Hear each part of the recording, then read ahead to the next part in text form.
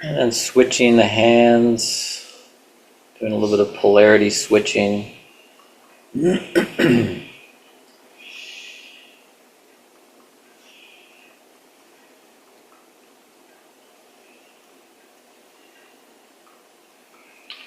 switching again.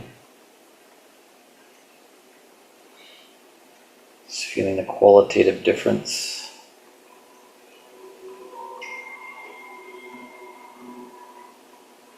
Somebody's got a phone on. Do you know how to turn the water vortexer off, Zara? Yeah. Can you just turn that off? The water vortexer? You just touch the base of the water vortexer. That turns it off. Thank you. Switching again.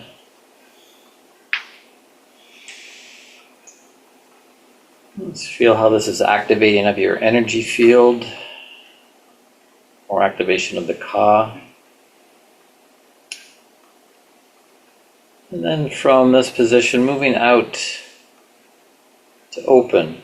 It's a sense of expanding open, not too far, still containing the space, as if you're holding a beach ball.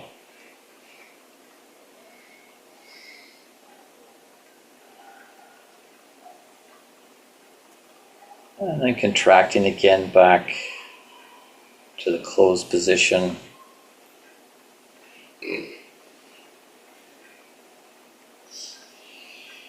Expanding, but containing.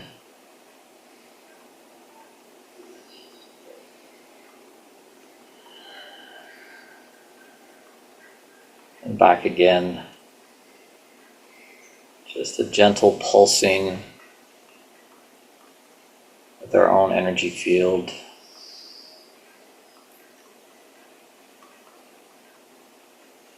Very gentle, nothing too dramatic.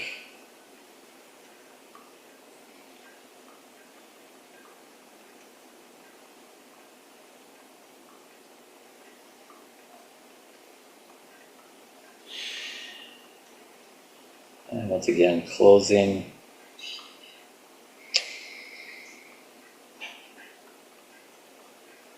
And then from there, we'll engage with the toroid, the arms moving up through the center, down through the sides, being careful not to whack anybody. Just a gentle Ka flow. It's almost as if the pattern within your field knows this and can guide you in this pattern. Feel a sense of your arms floating up through the middle, and then being cushioned as they come down on the sides. Just breathing normally.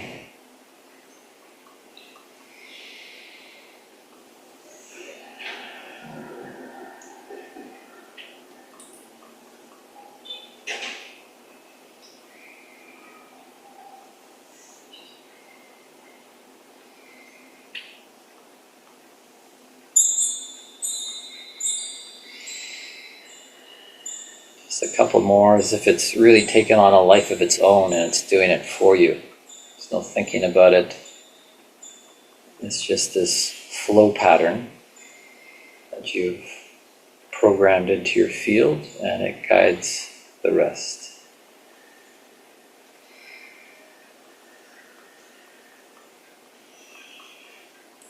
And then just releasing that practice. Being with it, the after effect.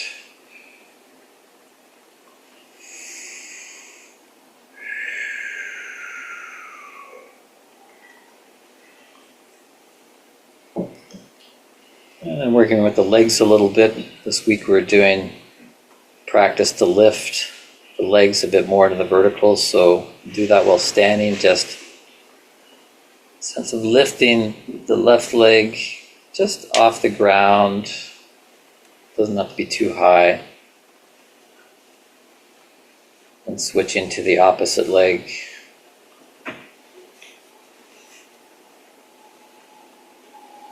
Sense of it bringing its straight up. And letting the rest of your field respond to this movement.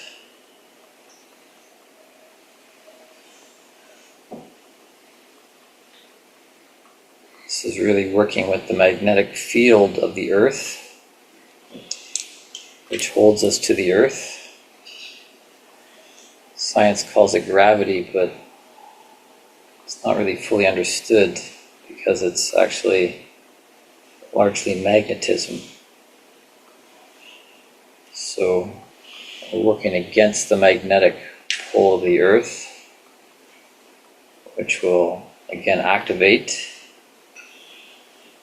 our own electromagnetic field, which is connected to the Ka. Is there a breathing technique we can do? No, just breathe normally. Just don't hold your breath.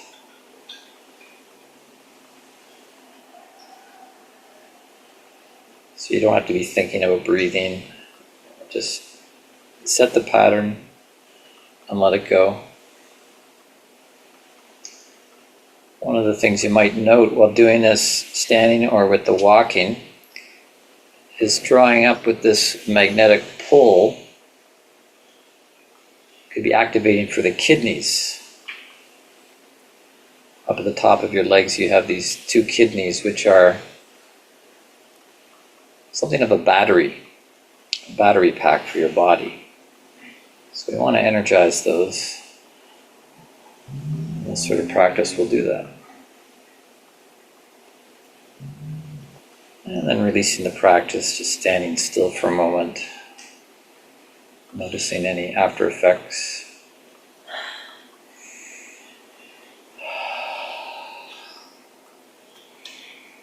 If you feel warmer, that's good. We're activating energy. And then you can sit down in a meditative place, relaxed. Sit or you lie down as well? No, we want people sitting up for this practice, definitely sitting up, and ideally not leaning back.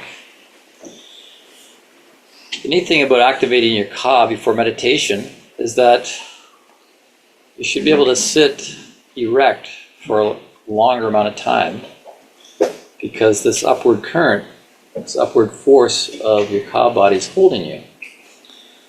So we want to encourage that. If we're leaning back, then we're training ourselves to not use our Ka. And we want to train our Ka to be activated, not just because of the strength it gives us to sit up, because it becomes something of a landing pad for consciousness. Yeah. So,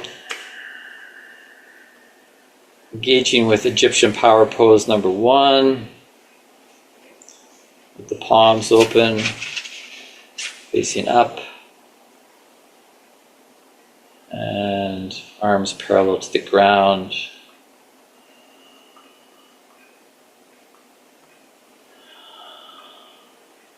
Just being with the sensation of that.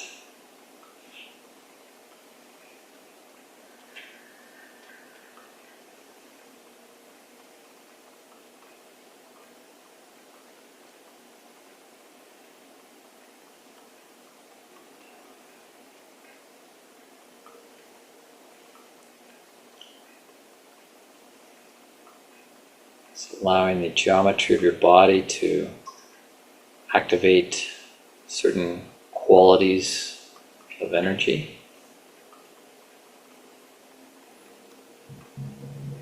And then switching to the opposite pole with Egyptian power pose 2, palms facing forward, forearms at a 45-degree angle. Feel the difference.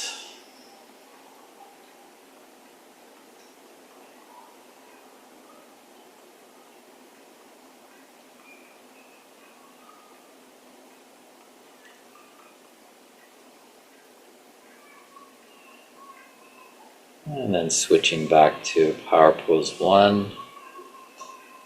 Just enjoying this. Put on your inner smile in your heart. Everything goes better with the inner smile.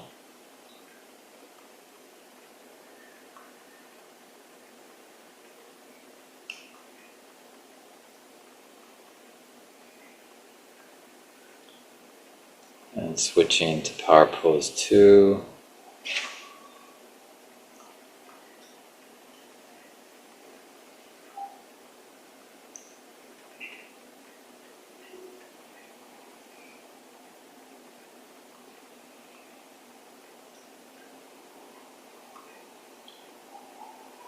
And back to 1.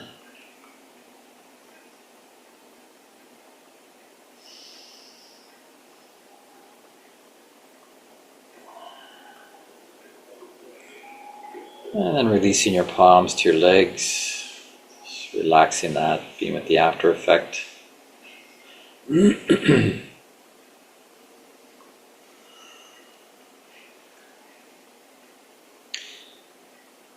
then engaging with micro movements, just allowing your body to move very subtly,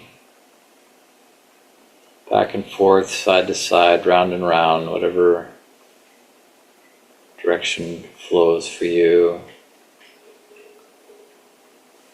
Imagining there is that flagpole that runs from your tailbone up through the center of your body, up through your head, out through the crown of your head, the flag above your head,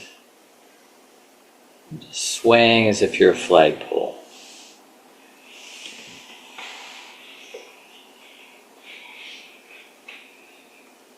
Again, activating the Ka body,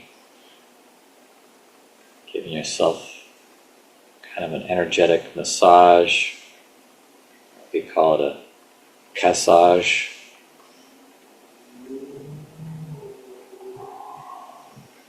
And while you're doing that, just allowing any postural adjustments in your physical body. Your shoulders might want to release, your back may want to straighten up. Where you're sitting on your sit bones may want to adjust. This is part of the purpose of doing this micro movements, is that it awakens the Ka body, which holds the physical body and has the program and the plan, the template for the physical alignment.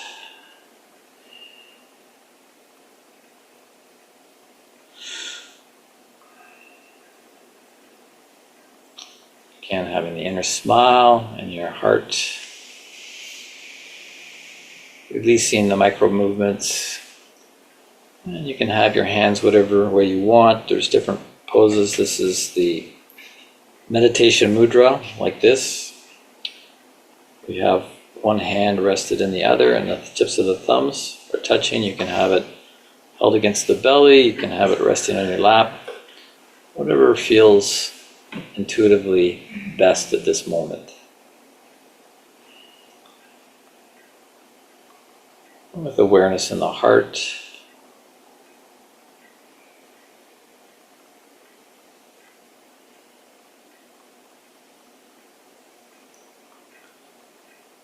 And letting the heart just expand and rest on the belly beneath it. So seeing that you're relaxed in your belly.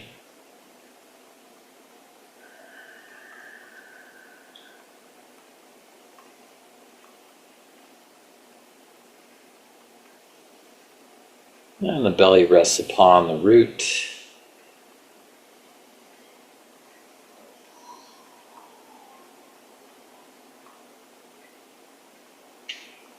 And the root rests upon the earth. So feeling the foundation of your central column.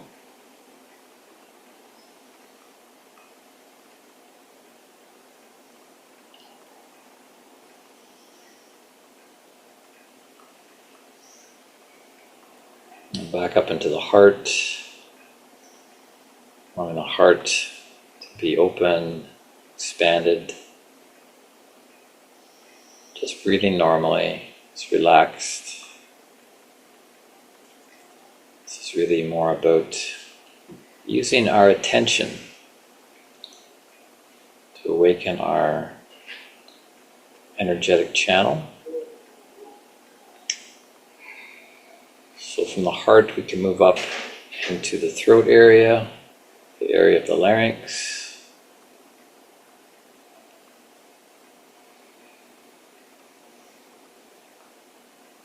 This is the main energy center in our bodies.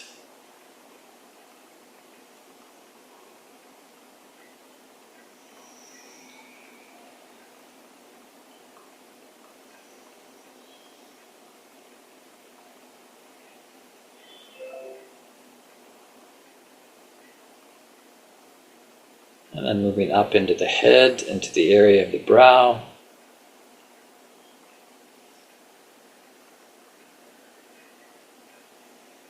Find that area between the eyebrows or further inside the head.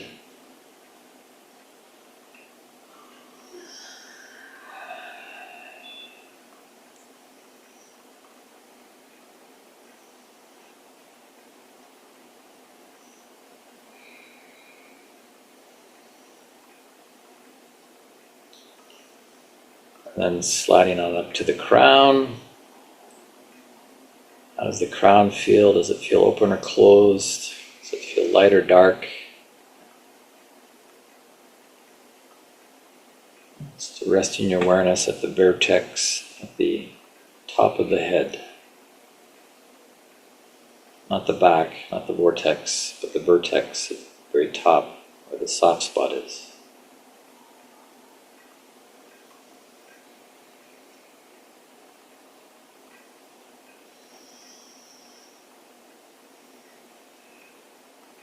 Always doing things from the heart, feeling a connection to the heart.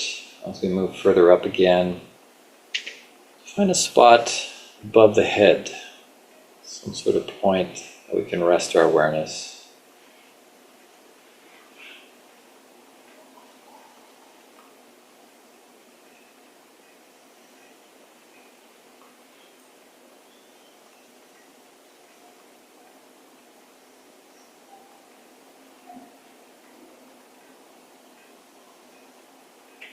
Just feeling the sense of that spot grow stronger, brighter, more present.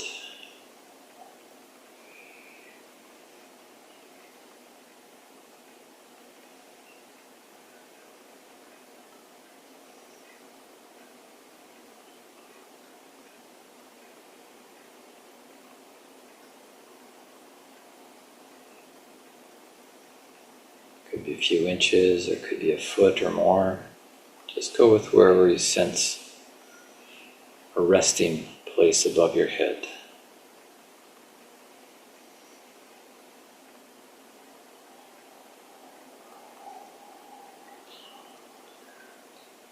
And now adding awareness in the left shoulder. Feel how there is an energetic center at the left shoulder. It doesn't have to be in the shoulder, it could be on or just outside of the shoulder. Energy center.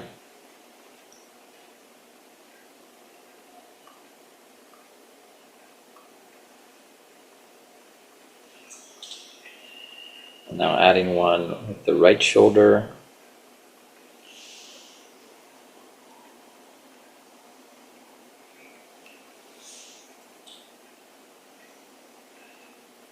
Now feeling these 3 points joined as a triangle. From the point above the head, down to the left shoulder, across to the right shoulder, and back up to the point above the head.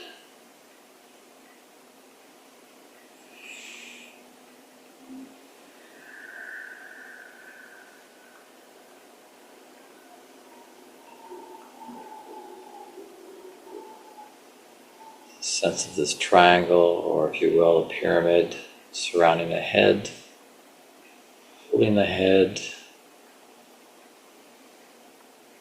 holding with the quality of energies of this shape, holding, housing your head.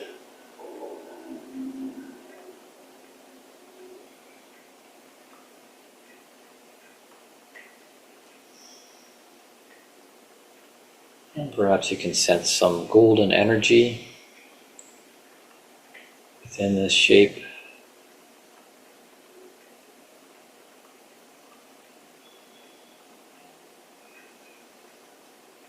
Filling your head with golden energy, the resonance of gold.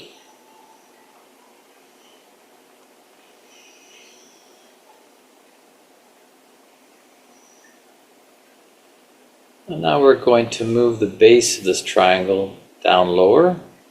Right now it goes across the shoulders. So lowering it down, slowly down, coming to the heart. Of course, the base is getting wider, going down to the belly.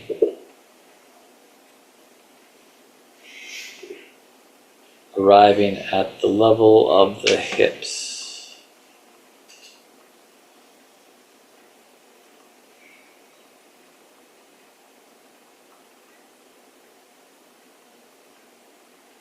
Now feeling this pyramid shape from above your head all the way down to the hip level.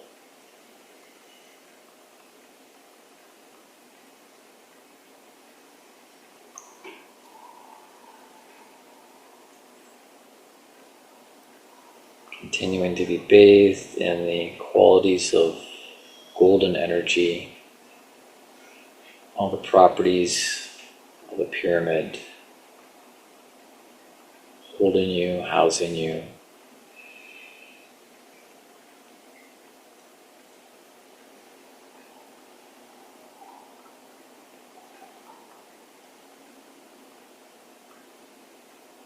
Just allowing yourself to resonate with the congruence of this energy.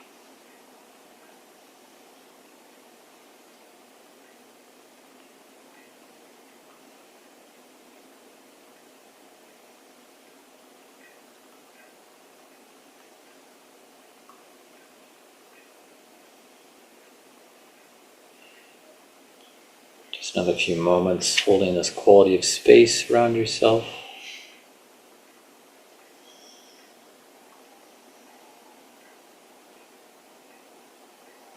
Holding you, shaping you, structuring your energy field.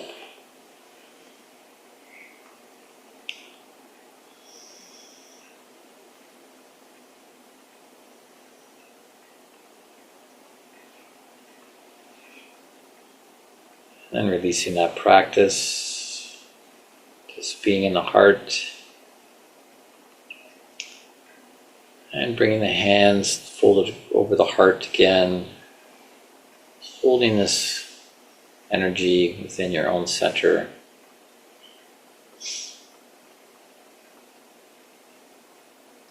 Just being in a state of gratitude within your heart.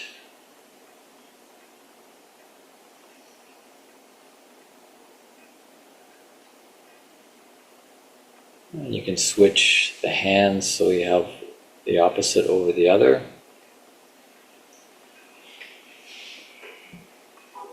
Balancing.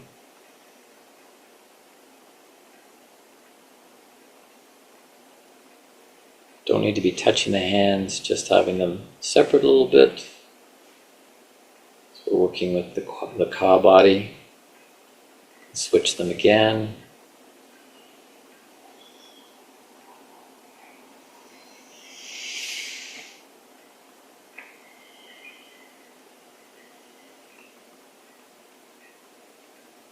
Switching them once more.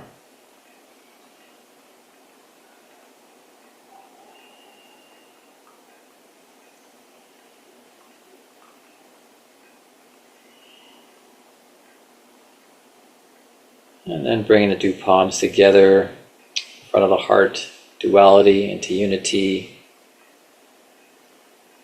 And then rubbing the palms to create friction, warmth.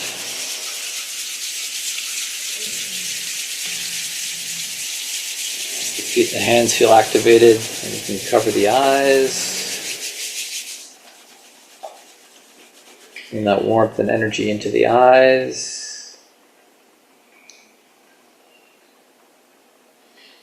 In through the eyes, down to the heart. Getting ready to open our senses again to the external world.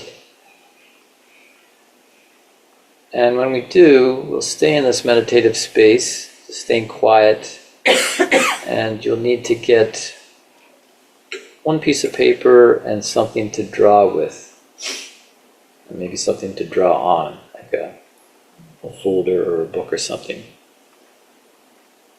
So when you come back, get yourself ready with a paper and a pencil or a pen.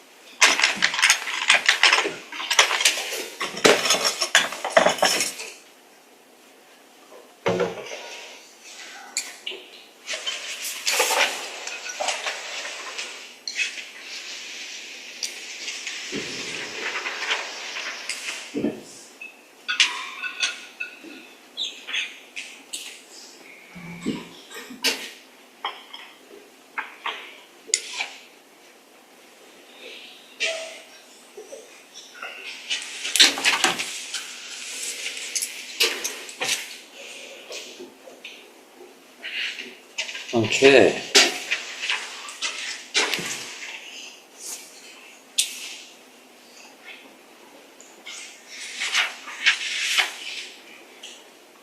So, starting up in the left-hand corner, as if the page was divided into quadrants. These practices are always partly a practice in listening to instructions. See if you can follow the GPS of Jesse. So,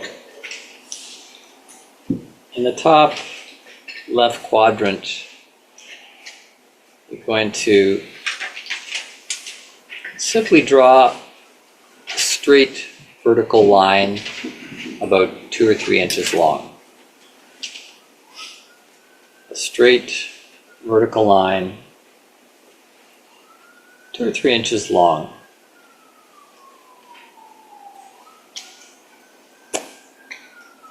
A straight vertical line.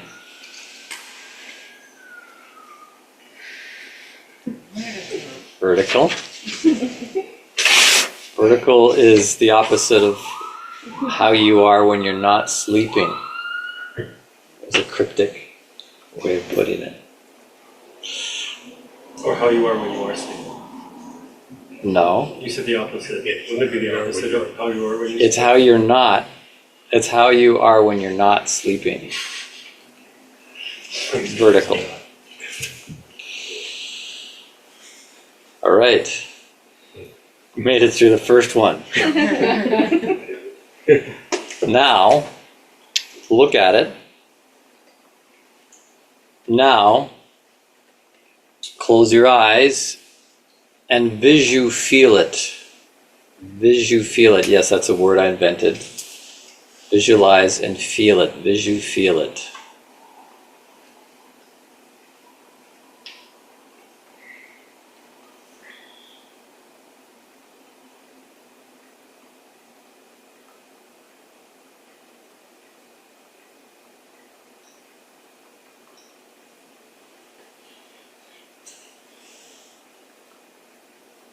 Okay, you can open your eyes.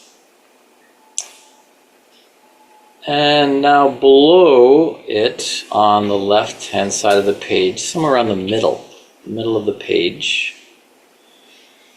you are going to draw a horizontal line 2 or 3 inches wide.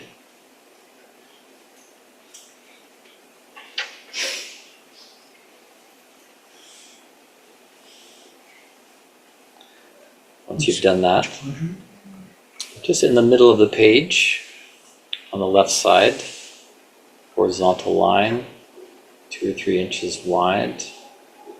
Look at it, close your eyes, and feel it.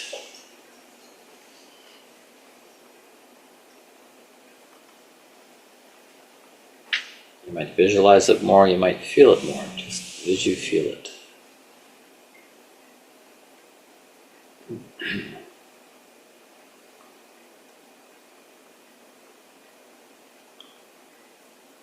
Feel how that is qualitatively different.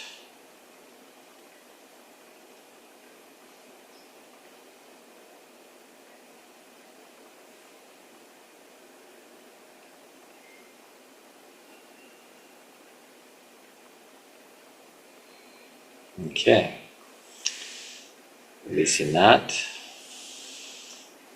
Now moving down the left-hand side of the page in the bottom quadrant. Again, a line that's 2 or 3 inches long. That is a 45-degree angle.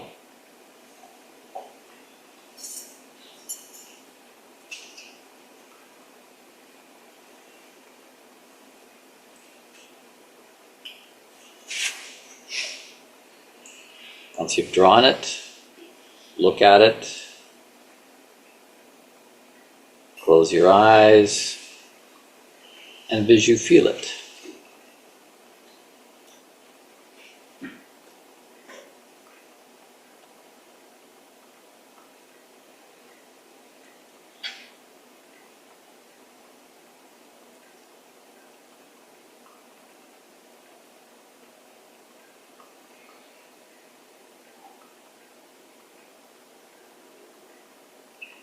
Feel the qualitative difference and distinction with this line.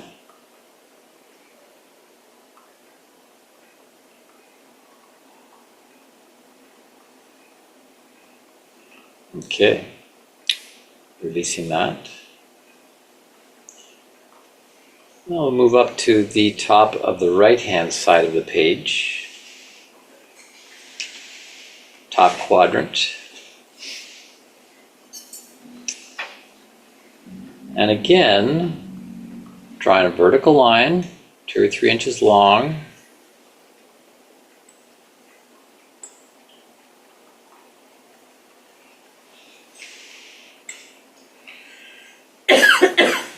Draw it. Take an impression of it.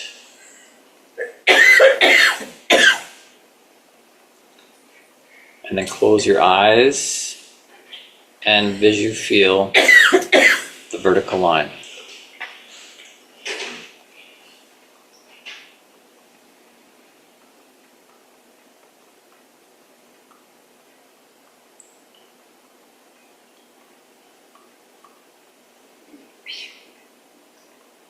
Now, while feeling the vertical line, see if you can turn it in inner space to become horizontal. Rotate it 90 degrees to be horizontal.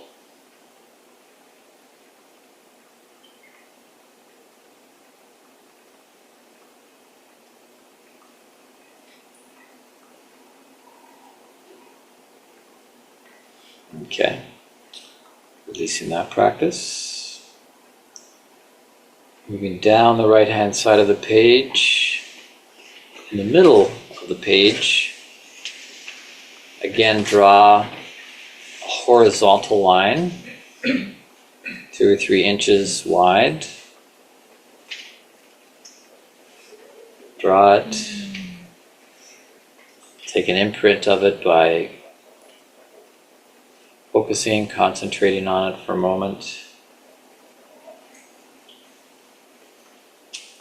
Closing the eyes and visually feeling it.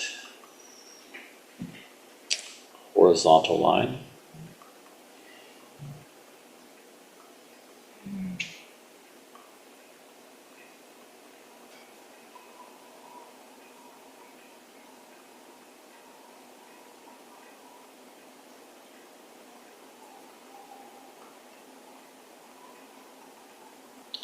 And then see if you can rotate that horizontal line to make it vertical.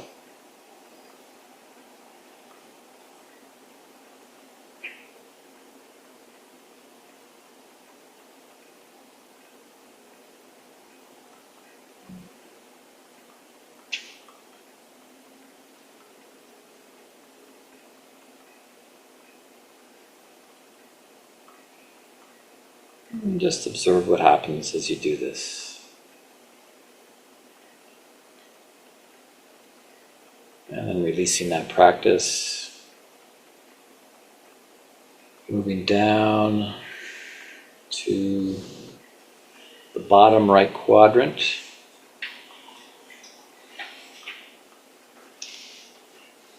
This time you're going to draw another 45-degree angle line, but the opposite direction to the first one.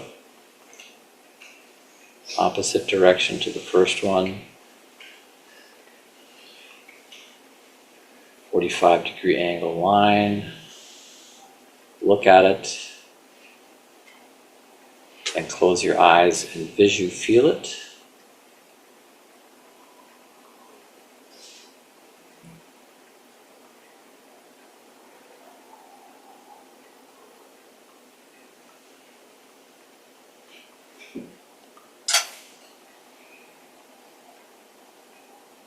Holding the quality of that line in inner space.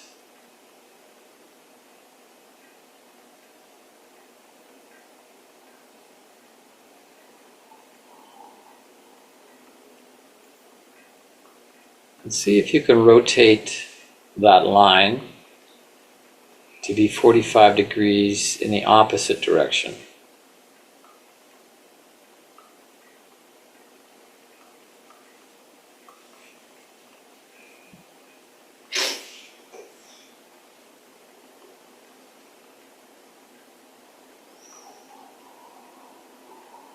Just visually feel that.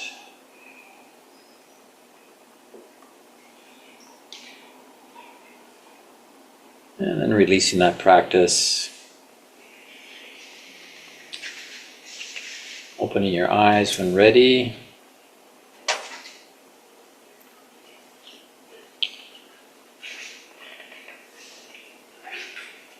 And coming back to our circle.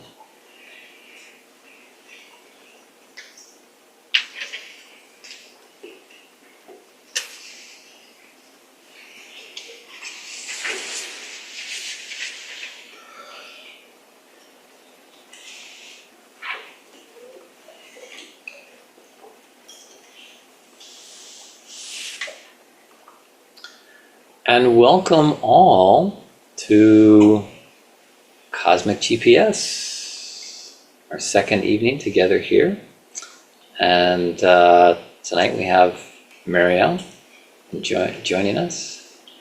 And we are also having AT as part of the class, but he is not back from his travels, but he is part of the class. Jose is part of the class. He said he was going to join us on Zoom, but I don't see him yet. And it seems like pretty much everybody got here. Yeah. Mata's not here, right? She had tickets, so she's not joining us tonight. I'm not sure. I can't remember the whole list of people, but the people that are here, although Marielle, she said her GPS took her the opposite direction. How did that happen? I just went the wrong way. Ah. But then I made it was, I guess, kind of a joke. I went the wrong way, my GPS took me the wrong way, and then I circled. Okay. Well, this is why we're doing this. We're breaking it in, learning how to track with Cosmic GPS. So what we're going to do now, because this class, I hope I made that impression last week that, we're colleagues working together as scientists of the spirit. Colleagues. Okay, but like colleagues. Oh, colleagues. Thank you. Yes. What I think we need to write that one down. Colleagues that are here to connect. Just came up with that one today. Connect. But Nothing. you're in a gong. Yeah. There you go.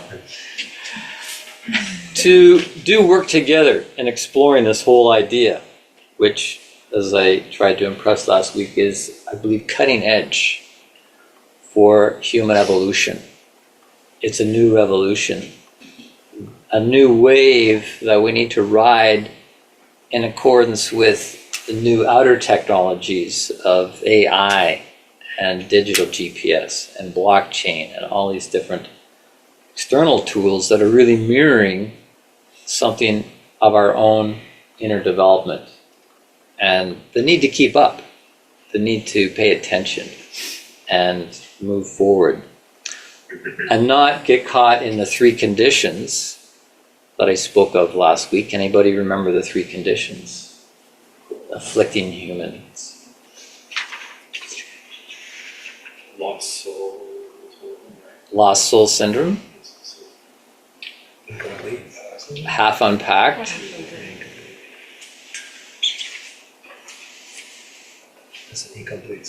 and weak-willed. See, you're so weak-willed you couldn't even remember weak-willed. I'm so weak-willed I didn't acknowledge Amir here tonight. He is first time here because he was away on a meditation retreat last week. Welcome, Amir, as well. Yes. Everybody else was here last week. So, what we're going to do in the spirit of being colleagues is we're going to break up into pairs or triads in a moment to take 10 to 15 minutes where you each get to share something of what your experience has been, around the three conditions. You can speak of that. You can speak of your experience in the opening set. We introduced our first artistic activity with drawing. You can share what that was. You can have like 5 minutes to share with your pair or your triad. Or something of the practices, the assignment over the last week. One was like to walk differently, just lifting the legs a bit more vertically while you're walking down the street rather than so much horizontal thrust. How was that for you? The other assignment was to play with your digital GPS on your phone or in your car, and any experiences, any learning around that, and also using Cosmic GPS for the arrival time test. What was your experience around that? So there's a whole bunch of stuff already that you're into, and we want to share and learn from each other. So yeah, we're going to have about 15 minutes to do that, and then we'll come back to the circle and see what cream has risen to the top to share in the whole circle. So get in pairs or triads, dyads or triads, and I'll share 5 minutes, 10 minutes, and then 15 minutes when we're done.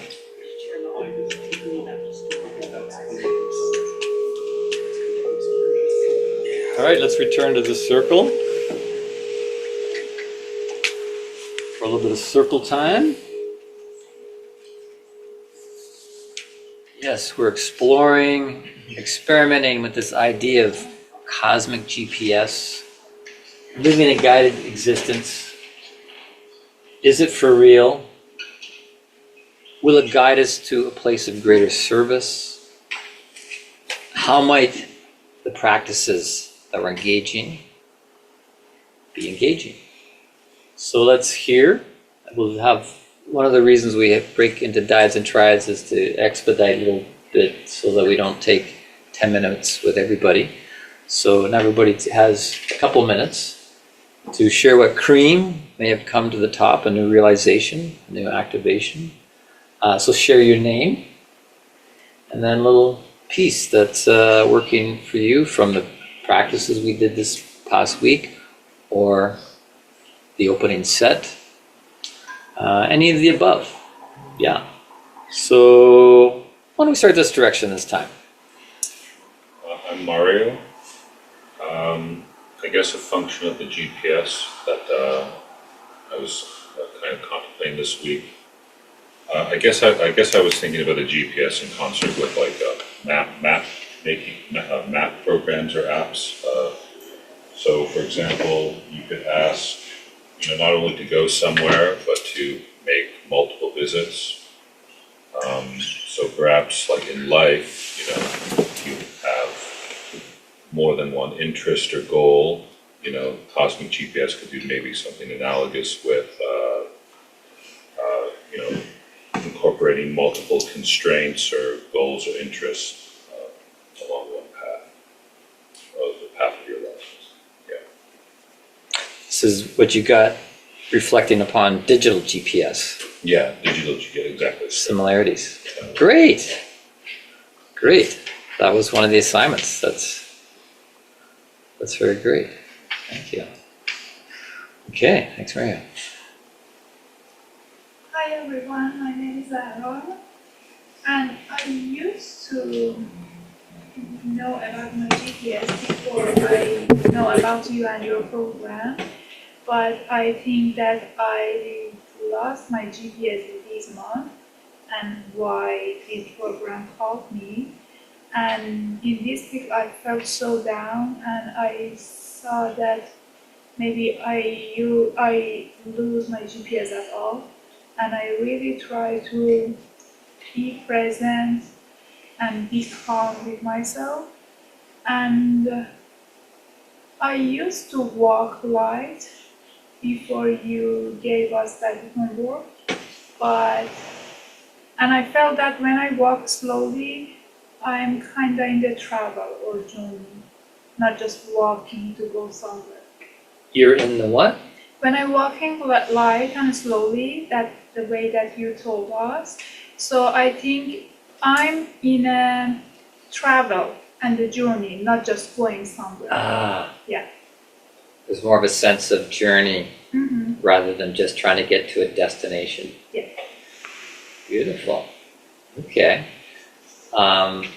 So what I'm hearing is you felt you had a sense of cosmic GPS previously in your life. Yeah. And you felt you lost it, and something's called you to this class. Yeah. And then this past week you said you were feeling down? You said, okay. And maybe that's why I lose my GPS at all. Maybe.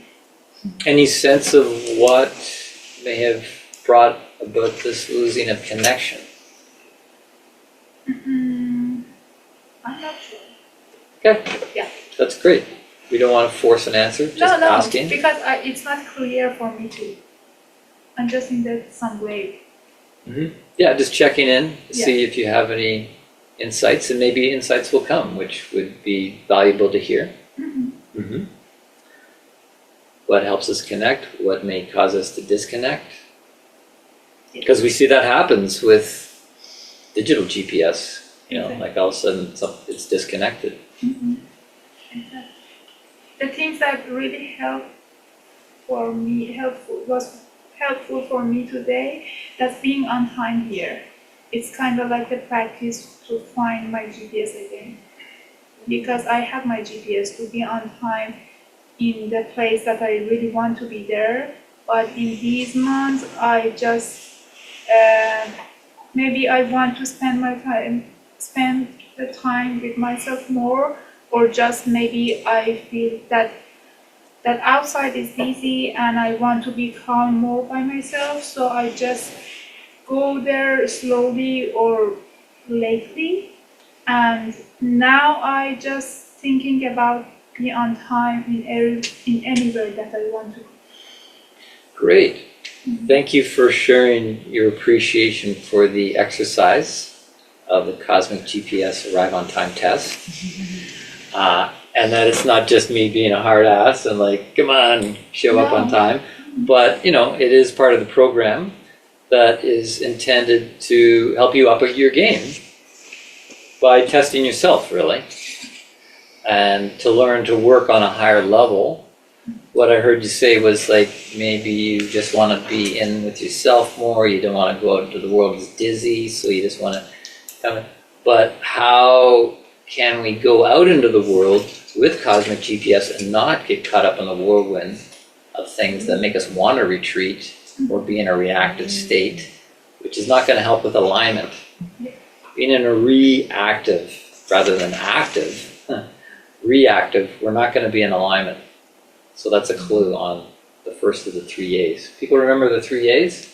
Yeah. What's one? Axis, Alignment. alignment, and Asking. asking. Yes. And she goes, Actively asking. So not reactively asking, but actively asking. All right, thank you, Zara. Mm-hmm. Moving along here. Okay, there were a lot of insights, and like a lot came up. Bless you. Speaking of, sorry, bless you. What came up just in the diet itself? Yeah, Great. a lot of clarity, especially around the will. And so yeah, I did the bouncing thing. The micro movements? Oh, you mean the lifting the legs? walking, bouncing thing. Because I do tend to walk, like, I'm going somewhere and I walk fast and past people and stuff on the sidewalk all the time. Just want to get there. And what was the, do you remember the ancient Chinese saying that I said around that? Anybody write that down? Nobody? Okay, I have to repeat it again. Here's your second chance.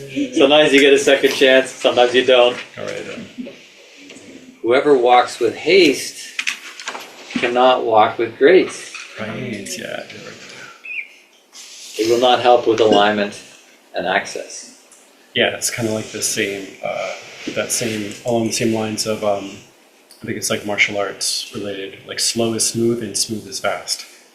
So it's like if you can move slowly and you can like follow the increments and like you are aware of each increment, I guess this could possibly be related to Tantra as well in some way, where it's like if you're aware, then you have access and you like open the channel from one increment to the next. And as that channel is open in each increment, more energy can flow and you can move faster and you can like do things with more accuracy. Yes, thank you. So that's exactly, And we're less learning to stay centered moving slowly so we can stay centered moving quickly. But start with learning to stay centered moving slowly. Mm-hmm. Yeah, because eventually, because speed will happen. Speed will happen naturally once the groove is set, right? And that groove needs to be set rather than going, okay, I'm going here, and you're going chop, chop, chop, chop, chop along this wood, it's gonna be coo, coo, coo, coo, coo. But if you go like, I'm gonna get a little like sewing needle and go zoop and create a little tiny groove in the wood, then at least that's going to be smooth and something can keep going along that groove and it'll get deeper and deeper.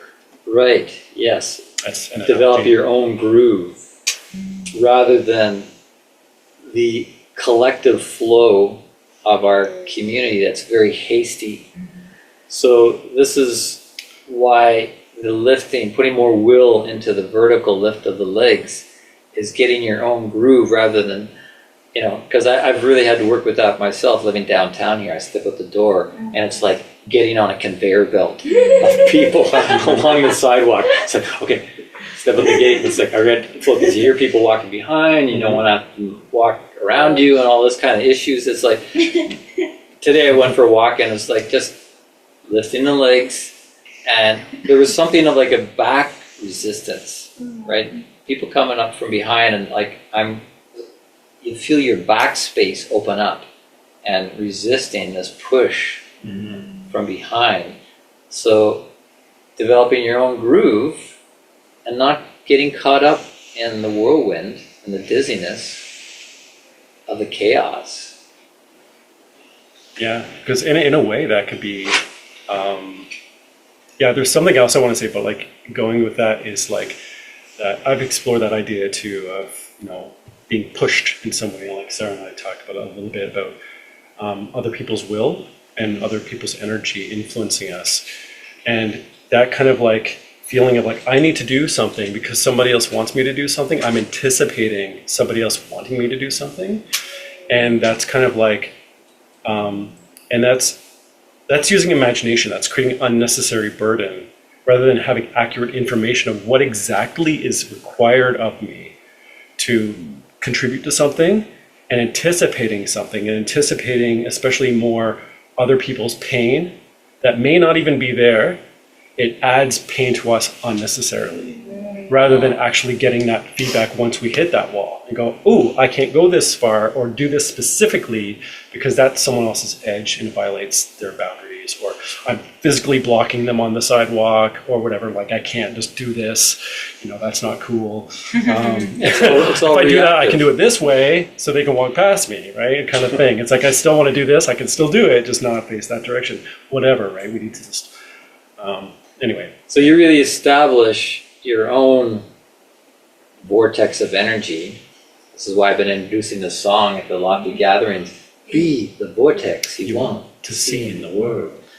Be that vortex instead of reactive or anticipating or all of this noise. Just be the vortex you want to see in the world. And that's going to be a beneficial field that's going to influence others beneficially.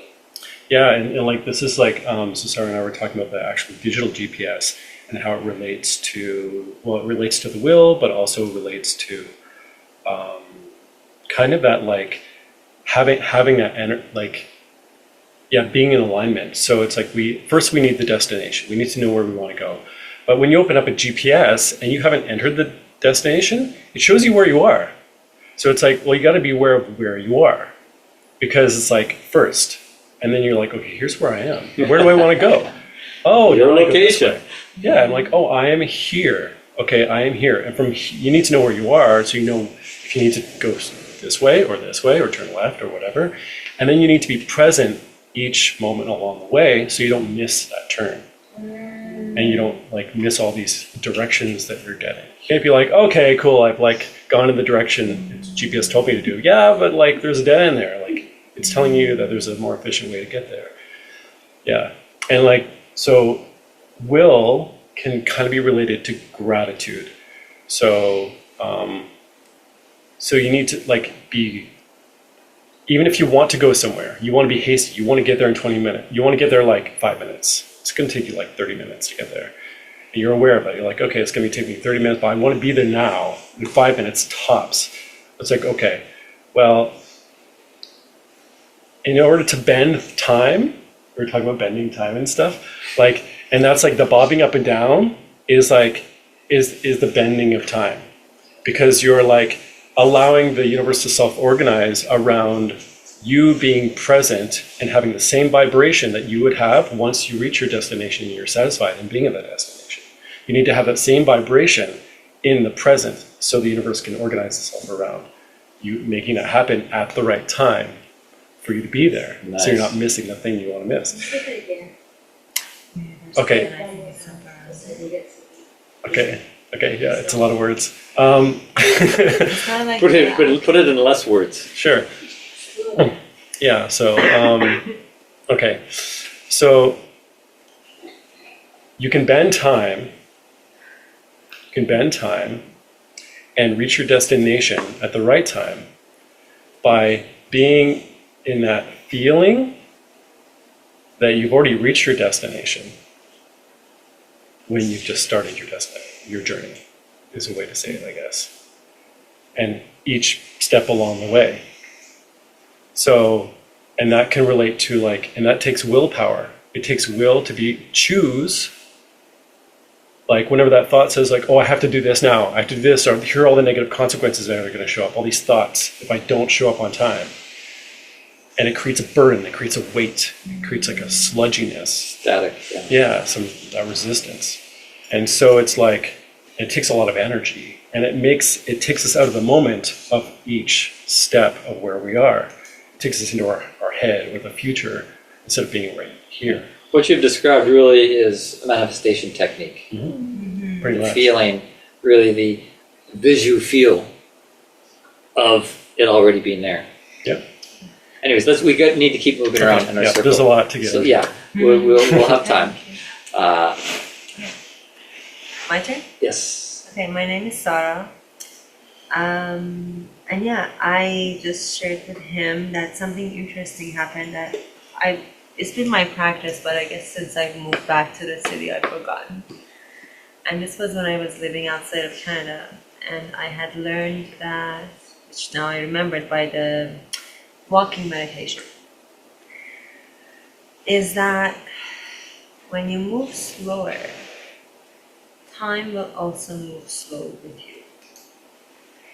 And when you're rushing, you actually are more prone to run out of time.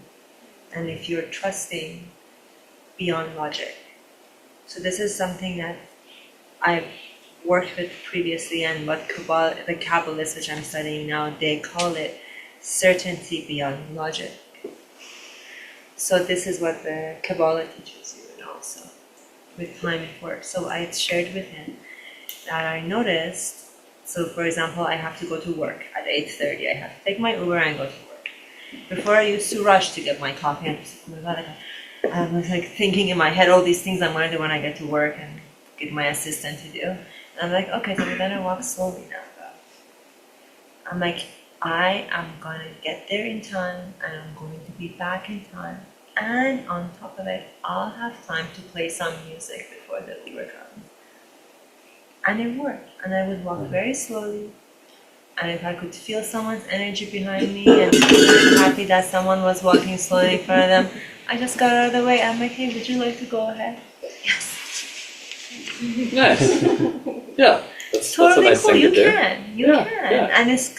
And they're okay. They're on their time, and I'm on Sarah time. Because it's like a dance floor, right? Yeah, And you you're not can going to do- bump into people on the dance floor if you can help it. It's like you move around them and And- let them move around you. Exactly what you said. Like when I first moved to Toronto, I was good, and then I kind of lost it. And I noticed that sometimes I sync my walking to the people around me. So if they're like doing this, I start also stopping. So then I also caught it. I was like, that doesn't have to be the energy. So like slowly. And yeah, Great. it's been pretty good. I got here on time. You seem surprised. Before, right? I was, but I was going very slow. Okay. Well, let's see how you do next week. Don't get too inflated about it. No, I never do. We'll talk about humility later. But carrying on, please. Yeah, no, that was really beautiful. I'm certainly taking my time when I walk more nowadays, and less compulsive to like fill that space with any other distractions. So, in terms of, I used to always feel compelled to go around listening to music or do other things, and now I find that even if I'm given the choice between, like on Saturday, I think it was, I just like walked over the mall and just, like I could have taken the streetcar, I could have taken an Uber or whatever, but I just chose to enjoy the walk and see where life led me, and got some white t-shirts, and then I kind of just like, went with the flow. I am, Change gears a bit, sounds like. Yeah. for sure, and like in a really positive way. So thank you for that. And I think the thing that I'm struggling with a little bit is that line between willpower and acceptance of the present moment, and to really be in the here and now, because I can see the utility of willpower in terms of, I don't think in my life personally where I want to be, like, or in like the right place to serve society, but so I kind of struggle with, I used to be a very strong-willed person. I'm a Taurus, so I'm like very strong-willed by nature, and years of meditation and this class and your teaching. You know, other people around me have taught me to be, you know, my parents and my brother have taught me to be more present and more grateful and just more accepting. Definitely grateful of the way things are, right? And so I've developed that as a skill, or not a skill, but I've just developed that to the point where now I can just like let be and really be in the present moment. And I'm just struggling to find that perfect pace. Yeah, I don't even know if it exists. It is, there is a right? pocket. There is a pocket exactly when it comes to the will. And, you know, I've been talking about being weak-willed, where, you know, people get pushed around or tricked or seduced or whatever, because, you know, they're weak-willed and they can't really assert the self, because the self doesn't have a will. You know, maybe you grew up with parents that were very, you know, pushing you around, and so you didn't develop your own will. So you let yourself be pushed around for your whole life. But what you're describing of yourself, being a Taurus, my mother was a Taurus, so was my wife, so I'm familiar. That can be not like willpower, but overpowering, where our will overpowers or overrides. It's called willfulness. And that's an unhealthy condition too. We can be weak-willed, or we can be willful, where we just push and have our way, and we push over other people. Willfulness is not a healthy condition of the will. So the pocket, as you said, is in that middle where there's acceptance and gratitude for what is, but it's not where you just completely surrender to whatever. You still have to exercise your will and be engaged, but not to the point where you're like egocentrically saying, oh, I'm just going to have my way, do what I want, and everybody get out of my way. That's willful. So, yeah, that's an unhealthy exercise of willpower. So this is a middle pocket between two extremes. So yeah, when people use the word surrender, I get a little nervous. Like, well, you know, it's like sometimes you hear people, oh, just surrender to the will of God, you know, move my hands, move my mouth, move my legs. No, you've got to do it. You have to engage your will with the Spirit, you know. So it is this balance point that we're really talking about here. Thank you. Yeah, it's really beautiful. Thank you, man. Like, I think I have seen both sides now. Like, I've been in strong-willed mode for most of my life. Not to say that like I haven't been. I think I'm certainly like a very sensitive person. It makes me sensitive towards others, but I've been very strong-willed my entire life, and so now to just be in like that laid-back state where you kind of do let things wash over you, and just finding that pocket. That's beautifully put. I've also been thinking about that thing moving in chains you were mentioning. The one? Just the analogy, the football analogies kind of spoke to me. Which? In terms of, well, like, life is, maybe you're at the goal line or whatever and you don't even know it, and sometimes it's just those little moves down to the end zone as opposed to throwing a Hail Mary pass. That's very true. Sometimes we don't know we're on the 1 yard line, and just a little extra effort and we're gonna like get a touchdown. Like sometimes we don't know. But if we stay on course, all of a sudden you realize, oh wow, I just accomplished something. The other story that's like that is 3 Feet from Gold. Yeah, where it's like, I don't know if it's like a true story, but it's like a manifestation related story where when you keep moving towards something and someone stops, they don't know how close they are to actually getting what they want. Of course, the flip side of that is knowing when to stop.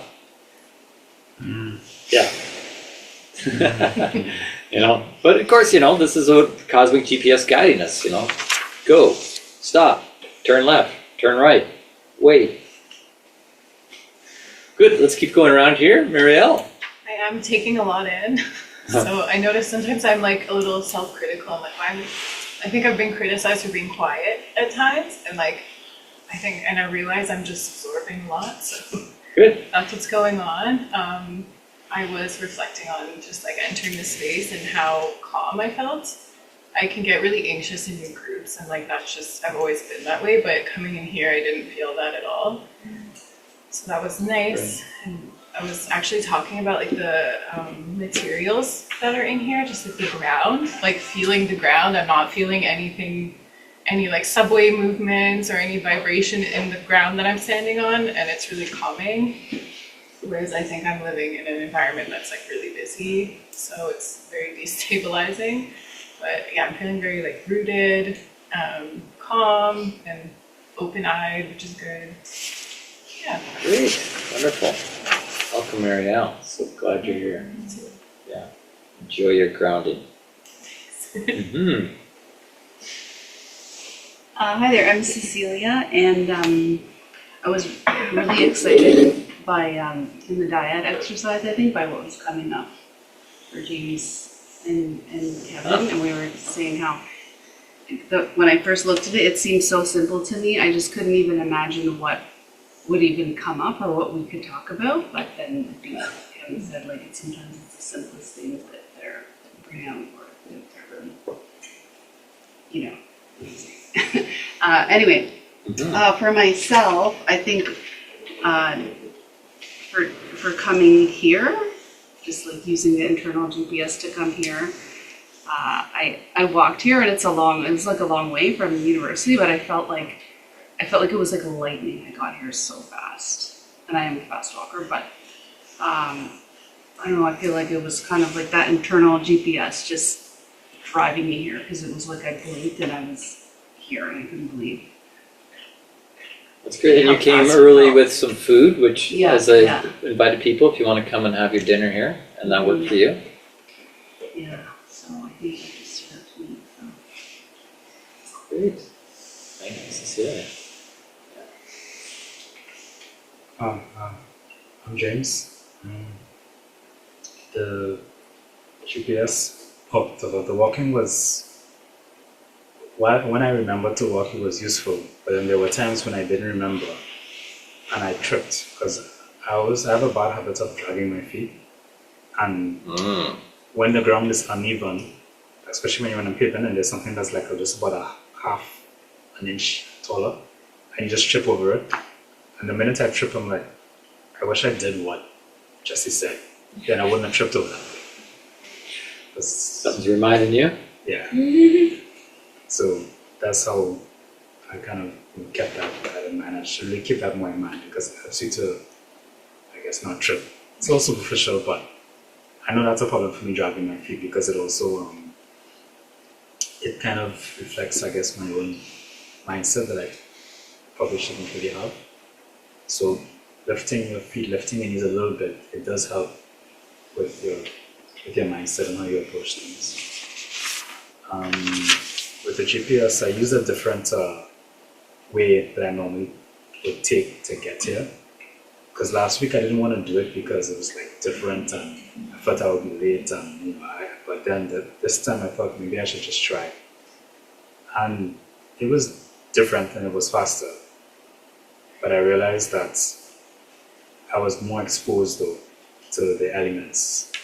So, but I know a different way. So depending on how good the weather is, I know that I can take this way, which is more on the ground, or I can take this other way, where I can enjoy things a bit more. So that's what I got out of the GPS. Okay, great. Getting out of the comfort zone, where you have to pay more attention. Did anyone experience feeling lighter from doing the lifting the leg practice for a while? Mm-hmm. Yeah, great. Yeah, because it is activating the Ka body, which is the body of levity. And so there should be a sense of overall greater lightness. Yes, please. Yeah, so, I forgot to do the leg exercise, but I used GPS today, and it got me to where I needed to be. However, where it was, somewhere I'd never been before, I was taking a van to be safety checked, and there was cars all over the place, so it was very stressful, because it was like there's basically, it's supposed to be a 2-lane road, but because of the cars, it was like basically 1 lane. And then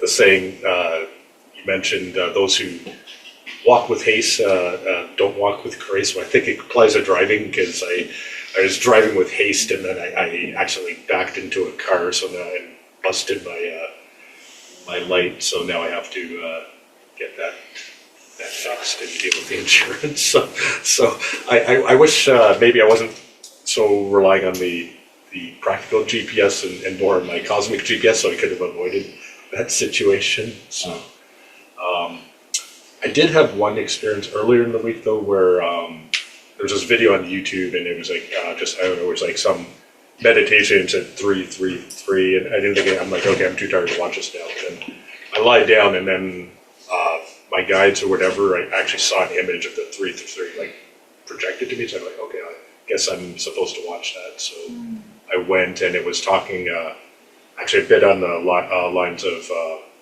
Ryan and Sarah about manifesting. It's like, okay, you're here for a reason. Remember how to manifest. It was along the same lines of law of attraction to manifest things, although they didn't word it that way, but stuff I'm familiar with. So it was kind of a reminder, okay, it's up to me to manifest what I want to manifest in my life. I just have to take the time to remember to do it. So maybe that's at least I got that message in there in the midst of all the chaos that was too. All right. Great. Yeah. Good. Anyone, as we continue, it'd be interesting to hear sharing their experience of the opening practice we did, particularly with the drawing. The business guys to get done. Yes, please. Well, a lot of what we discussed obviously relates to what other people have shared earlier. It's interesting, I just remembered, well, I told you in the beginning that it's my lifelong challenge and lifelong project on working on punctuality. And actually, as we talked about it now, I remembered that, like, in my previous experiences of different self-development programs, there is a lot of emphasis for people on coming on time and like respecting the start time. And usually it's the biggest challenge. So like people come for like, say, you know, a 3-day immersive like self-development program. There are a lot of exercises, but the most challenging exercise that everyone experiences and has a lot of problem with and a lot of like struggle with is coming on time, even though you might think that this is the simplest. And what I shared with my group was that in general, because like I'm not very punctual, so I analyze a lot, why is this so in general, and as well in my usage of digital GPS, the device, I usually, especially when I know where I'm going, I would still reference the digital GPS. It will show me how to get there. It will also tell me how long it will take me, and usually it's pretty accurate. And then what happens with me is the argument with reality. So I know, say it will take me half an hour of like say subway ride or like walking, but then, and I know this is true, this is the objective reality, but then I start arguing with the reality and either trying to change what is there, the objective, or trying to expand my reality beyond its capacity. So usually when I'm late, it's because before having to leave to be somewhere, I imagine that I can put in my time more than it fits. And usually I'm very well aware of that, but the reason why I still do it is this argument with objective reality.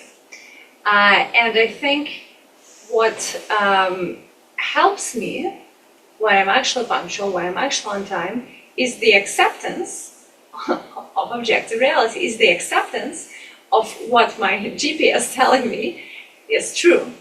And along these lines, what I've been experiencing in the last few days, I guess this is my whatever lesson of the week that I'm dealing with, is that I had a situation where somebody proposed me something and I accepted it knowing very well, or no, I didn't accept it. I tried to force myself into accepting it, knowing very well that my truth is very different.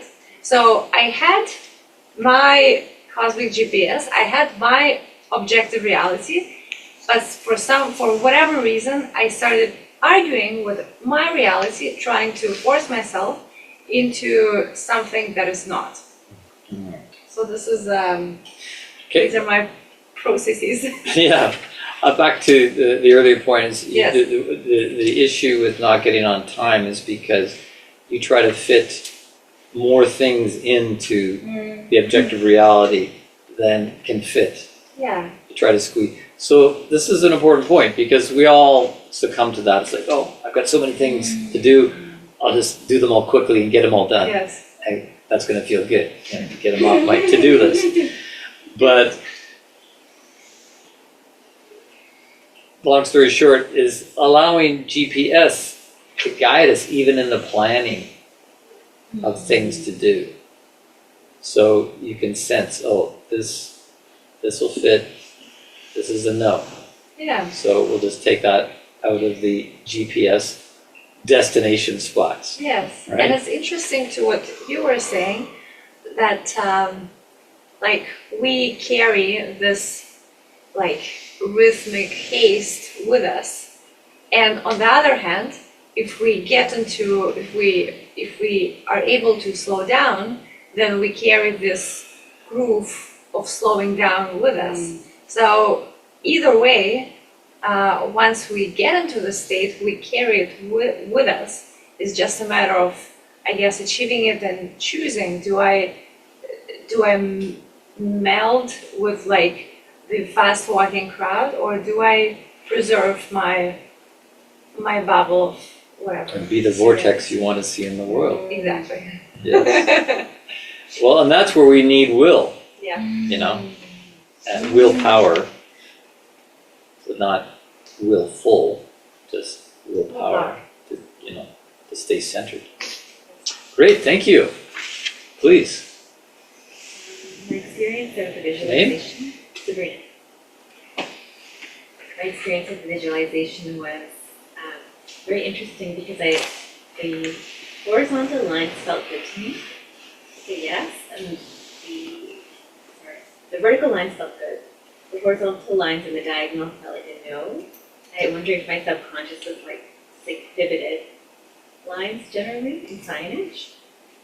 And then I experimented with going back to vertical, and I was like, oh, this feels good. That was my observation. It feels good. And the other ones you interpreted as being a no? Yeah. Okay, just be with that. Yeah. Okay, great, thank you. Cool. So hi, I'm Jonah, and yeah. So for the line drawings, I kind of overthought it.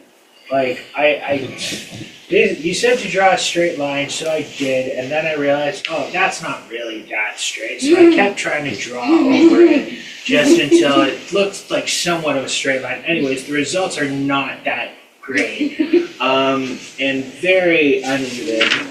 And I can very much tell where the straight starts and the not straight stops. But regardless, I felt like it was a really good habit. Because I don't know, sometimes when I'm drawing, it's really hard to visualize what I'm drawing either while or after I've drawn it, and to try to be able to see it at all angles. And so just like drawing this line, closing my eyes and realizing, oh, this isn't straight at all, and seeing where the turn points were, I think it just felt very fascinating, because I always try to have a 360-degree view on just most things to be able to see outside of myself in a given situation. So I don't know. It's sort of weird. You don't really think about that until you're forced to draw a simple line. So when you closed your eyes, Yeah. the straight line, were you visualizing a crooked straight line. But it was like, you know, it was like straight, but then there were like little, here, just, That's those are my lines right Okay, there. and so what you were visualizing was the, your lines. Yes. Crooked lines, okay. Yeah, yeah, so definitely not straight, but. Because nobody is gonna be able to draw a perfectly straight line. Yes. and Because you can always make it straighter. Even a millimeter straight, that doesn't exist. Straight lines don't exist in nature. Well, you tell me that now. You know, perfectly curved lines don't exist on this dimension. We Yeah. can try, even with a computer, you can always make it straighter. But when we close our eyes, we're in a different realm. And so the visual feel was really not only to visual feel what you drew, but to connect to the sense of quality with the vertical line, horizontal line, 45 degrees. Because I think the only reason why I even continued even going past just the one line is because of my monkey mind telling me, no, this doesn't look right, but like we were never told like, well, what looks right? It's just very subjective or objective as to what that is. So anyways, I have 6 new lines that I am very proud of. Good. Well, I'm glad you feel good about then we will continue down this avenue. Yeah. Thank you. Yes, please. Be like mindful of this. Knowing all of this, I just before I was like at the gym until 6:30. did put in the timing to arrive here at 7 and at 6 o'clock. I'm like, I think I can still go to the gym and go shower and be here at 7 o'clock. And I did arrive on time. Actually, I arrived at 6:55, but I was running, like just completely dysregulated. Yeah. So when I arrived here, like even after all these practices, and even when I was doing the thing, this exercise, just my mind was all over the place. I had a hard time just really be grounded. Yeah, if you're just rushing in, you're not going to be able to do the Yeah. opening set. Because I just wanted to be on time. But But you wanted to fit in something else. yeah, And just to go back to that, because this compulsion to get it all done is all part of the grand illusion. The grand illusion of thinking and trying to get it all done. Because another thing will just come onto the list. You know, like you get this done and it'll just get filled. It's like my Gmail, inbox. You know, I was cleaning it out the other day and deleting all this stuff, and more stuff kept coming up from the bottom. Right? It's like, oh, there's more emails. It's like it's endless, and it is part of the grand illusion, and it is part of the counter consciousness oppositional forces to bait you and carrot on a stick. And the reason we take the bait, and this is the big one, is because doing things makes us think that we have a meaningful existence and that we're going somewhere because you're doing stuff. And if you were to stop doing it, there'd be this fear that I'm lost. I don't know what to do. I don't know where to go. And that's right. You are lost. You're not connected. And you're just allowing stuff to fill your mind and bait you along so you think you're not lost. But until you really start tracking with this higher connection, you are lost. And your will is being overpowered by other forces that are doing their function, really, to push you off the 5-yard line of the field so you lose ground. So that's the bad news.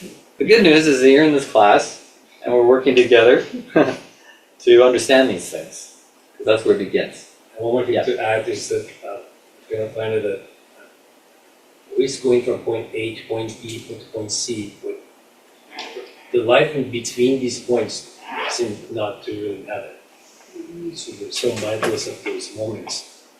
They're part of life. We're just so mindless and just going from one thing to the next thing to the next thing.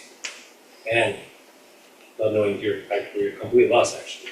Yeah, I think we have a Doing life stuff. because we're Yeah. doing stuff and have stuff, and we're covering up the real reality of things. Yeah. But that's the default. That's the default human condition, really, is going from lost to found, finding ourselves, and really building ourselves. I have a question. Yes. Is that a result of like modern industrialization, or is that like was it always like that? Well, that's a great question, and I'm writing about that in the ego book, because in the past we were more tribalistic, and you were held within the matrix of a tribe, and there was a super ego at the head of the tribe who gave everybody their position, and you had a role that came, from being in the tribe. And that's the way it was, because our egos, our self was more immature, less developed back then. But now we're individuating, where you don't have a superego telling you what to do. You're not part of a tribal fabric, and you're on your own. And like me, I have to get up in the morning. It's like, what am I doing today? And I have to find out, what is my cosmic GPS guiding me. And, so that 7 o'clock on Tuesdays, I'm ready. I mean, I start my cosmic GPS a day or two ahead of time. Like Sunday, I'm already like, okay, this has got to go away. I can't leave it to the last 20 minutes. There's a lot that has to be done to get ready for you guys here, both externally and internally. So, what am I saying? Just lost my train of thought. No, the individuating. So yeah, the Industrial Revolution and all that, but it's more that we're individuating and are having to grow up. Grow up. Oh yes, go ahead. Just a thought on that actually, because I've been thinking about this a lot, and I'm curious about everyone's thoughts. Like, do you all feel that maybe this overemphasis on individuation and the self in charge of everything alone is maybe causing a lot of problems for people now, because we're pushing so hard against our more tribal communal natures? Just curious to hear some thoughts. Well, yeah, it is the current condition of things, but it's not the end vision. Because think of it, if we all individuate and we all learn to connect cosmic GPS and we start functioning, moving, dancing on that, think how we're all going to be functioning in harmony. Right? Cars that are self-driving cars, they're not going to smash into each other because they're all connecting to the universal cosmic digital GPS. So things move in harmony.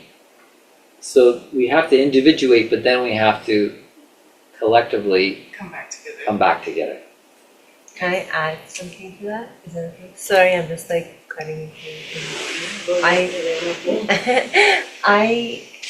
I feel and I just wanted to say, I feel like if anything is the false idea of a community, when you go to Instagram or WhatsApp groups or whatever, it's very false. It's creating a distraction. You're just getting more separated and more separated and more separated. So if you do understand the self, and then you connect to the one source, and then we're all connected to that one source, then we're not distracted by all this other noise, then we would just move in harmony. It would guide all of us where we're supposed to go. I think, is that correct? It'll guide us, including with social media. Yeah, I have a listen. Because, sometimes it's I fumble around social media, it's oh wow, that's so synchronistic, I was just thinking that. And then there's this article. So, it's not about social media, it's about how can we navigate social media, how can we navigate Queen Street, how can we navigate when we're driving, how can we navigate our inner life. It's always the same answer. Navigating Cosmic Queen GPS. And being tuned into the right timing of things. Well, because timing, yes. Depending on when you open social media, your feed will be different, probably. Yeah. 2 minutes later, it'll be something This different. is the thing. It's about timing. Yeah. And it's time for a break, but we'll have one more here with. What's your name? Hi, I'm Saina. Hi, Saina. Thank you. Nice to meet you, Simon. So with the opening art exercise, it was interesting because I was kind of getting some sounds with the different lines, with Oh, we're the, gonna have to call it visual field. I was thinking, okay, how could I include auditory in that? I was going with visual field, now you're forcing me to come up with another word, and thank it's you. funny, when you said visual feel, it kinda, I had this words, I'm like, oh, did he just say did you feel? Rather than visual feel, I'm like, oh, visual feel, but then did you feel? And then what I was sensing was the vertical line had the sound of awe, and then it reminded me of like the clearing pose. And then the horizontal was like E, and it was the power pose one of the Egyptian pose. And then the 45 angle was an O, and it gave me this feeling of like being propelled and like move, like this like acceleration. And then when we were trying to turn it, when we were trying to turn the line that was vertical, it went like this, and then it went horizontal. And then when the horizontal was trying to turn like upright, it started to flip, and then just like kept on flipping a few rounds, and then came to a stop at that. And then I thought that and before you even said to draw the other line, like the 45-degree angle opposite, I had started to draw, like, wait for the instructions, wait, see what he says. It's like, oh, draw it the opposite way. I'm like, hey, over there already doing that. So that was like really interesting. And then I thought that it was just like, flip this way, but when you said to flip it, it just turned to flip the other way. So that was really interesting to just see the sounds and the movements of them. When it comes to the exercise, the things that you guys said, I'm just like I took a whole page of notes, and it was very insightful on a lot of different levels. I'm noticing that my will gets really weak the further the day goes. So being able to stay on my cosmic GPS gets harder, to not get sucked into little things or to fall into the pattern of, oh, let me just do one more thing, and then that can kind of fall on the other end, so that I'm staying up late trying to get all these things done.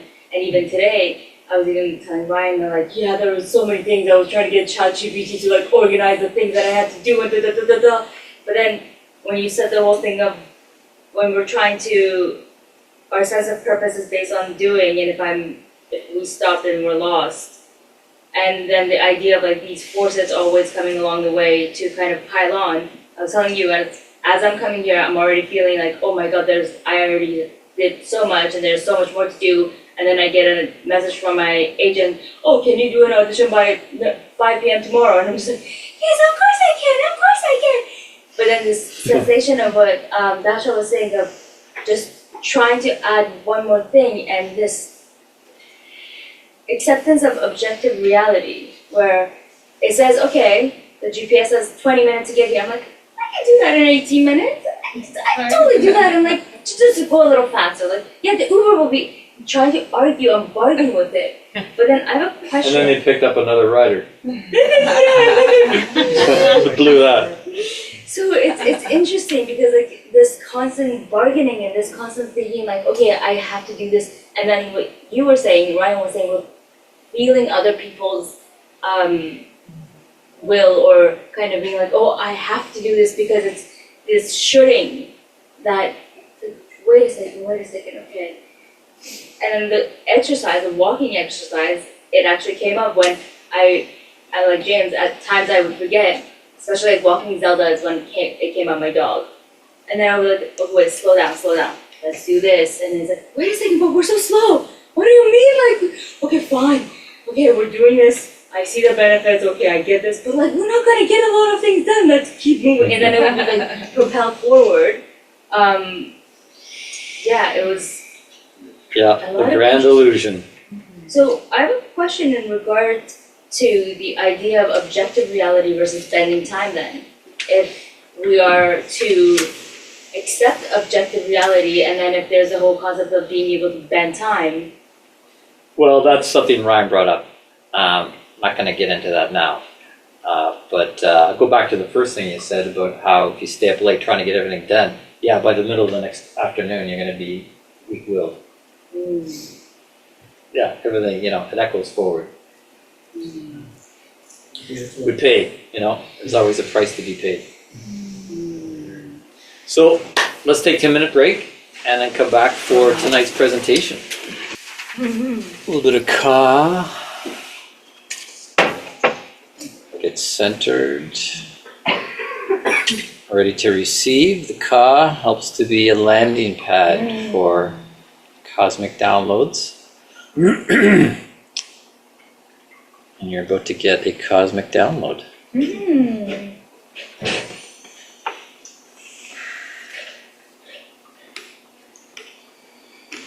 All right.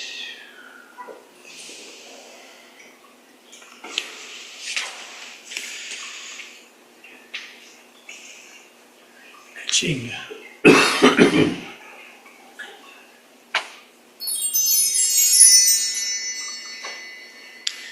So, yes, in the second half of these evenings,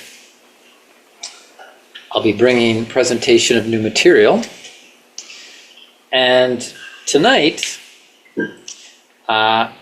because this class, Cosmic GPS, is actually part of the research I've been doing for a book.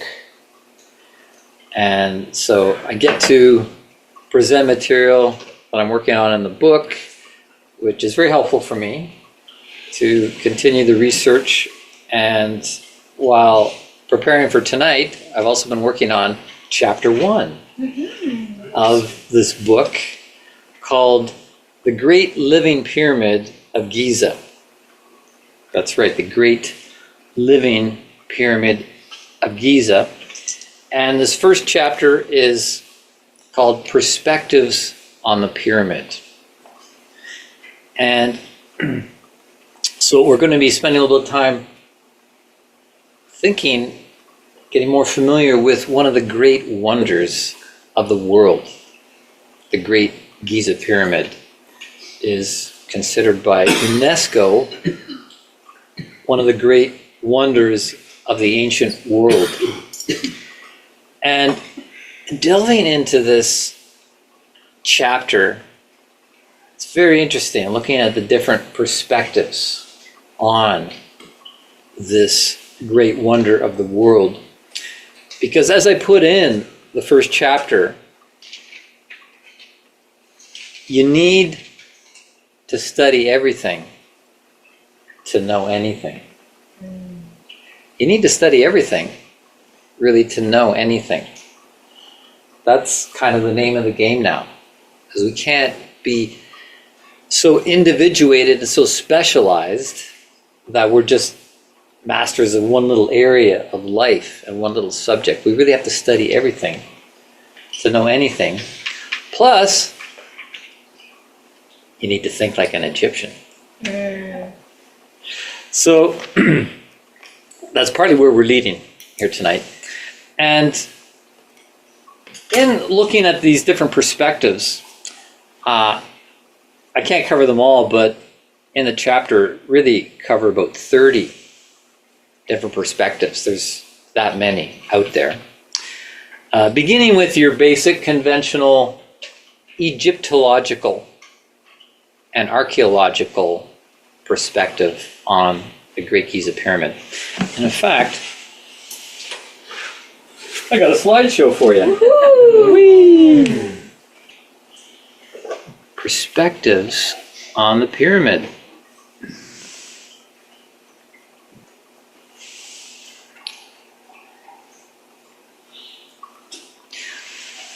What's that?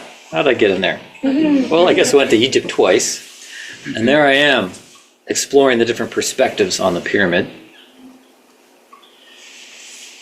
Definitely got pyramids on my mind, don't I? As well as my green hat, because I lost my sun hat. There is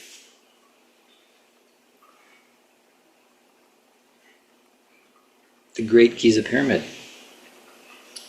Did you take this picture? I did not take this picture.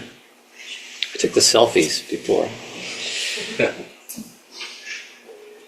The tallest edifice in the world when it was built, and the tallest edifice for thousands of years until the Lincoln Cathedral was built in England. Taller than it, but pretty incredible for something that was built almost 5,000 years ago, possibly longer, depending on your perspective. We'll get there. Have a look at that. This pyramid is so specialized, so wondrous, that it's not a 4-side pyramid, but it's actually 8 sides. Whoa, what? They built it with each side having a slight indent. This is Giza? This is Giza, What? the Great Giza. Yeah, that they didn't realize that because you can't really perceive it from ground level. But back in the 1940s, there was some military aircraft flying over, and the pilot looked down, and because of the way the light was hitting it, here he's going, wait a minute, and he took a picture of it. You know, you can find a variety of pictures on the internet showing this slight indent. Why? We'll get there. But that in itself would have been a feat to have all 4 sides indented exactly the same. The precision of this thing is absolutely mind-blowing. Now we're looking at the interior. I've got a couple of diagrams of the interior because none of them are perfect. This one is pretty good because it shows the subterranean chamber, that all this light brown area is beneath the ground. So they built on this spot. They built on something that was kind of a mound to begin with. And here's the entrance. It's not on the ground, it's up higher. We'll see a picture of it in a minute. So you walk up to the entrance? You have to climb up to get into the entrance, and then there's this descending passage down to the subterranean. So you're beneath the ground. This descending passage is so precise to within millimeters, like a fraction of millimeters of accuracy all the way down. And it's directed directly at the North Star. It wasn't the North Star back then when they built it, but it's the circumpolar star. It's a star that's directly above true north. What do you mean by precise sense? That it's very straight? To within a fraction of a millimeter, all the way down. Whoa. Yeah, so you could be down at the bottom and look up and see the North Star. Like, Is it 45 degrees?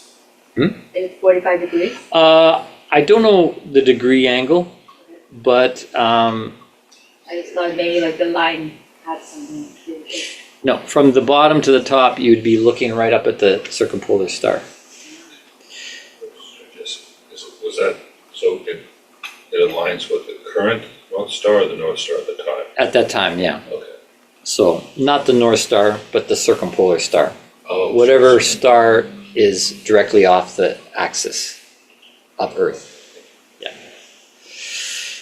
So then there's this ascending passage going up.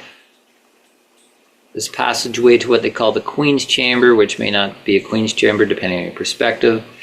Then there's this weird thing, this weird rough, what they call the well shaft. Possibly a drain of some kind that comes down the subterranean. There's this passage here that goes nowhere, and then you can't see it, but there's also kind of a well that goes down where there's water. Because this is all underground, and there's all sorts of grottos. You can't see it in the diagram, but there's all sorts of grottos back in the day when this was built. They discovered recently there was a branch of the Nile River that ran right in front of the Sphinx at the base of this. So then there's this. What's in the subterranean chamber? We'll see a picture of it in a minute. This passageway goes to the Queen's Chamber. These shafts, they're labeled air shafts. Depends on your perspective. This diagram's wrong because they don't actually go to the outside. They stop short. You'll see that in a moment. This is called the Grand Gallery. We'll see a picture of that. It comes up to a passageway here that's called a portcullis or an antechamber that leads into what's called the King's Chamber, which also has air shafts that do go out to the surface.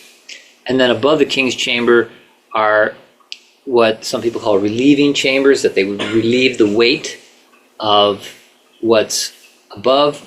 Some people call them resonating chambers because they're these 5 chambers of granite stone.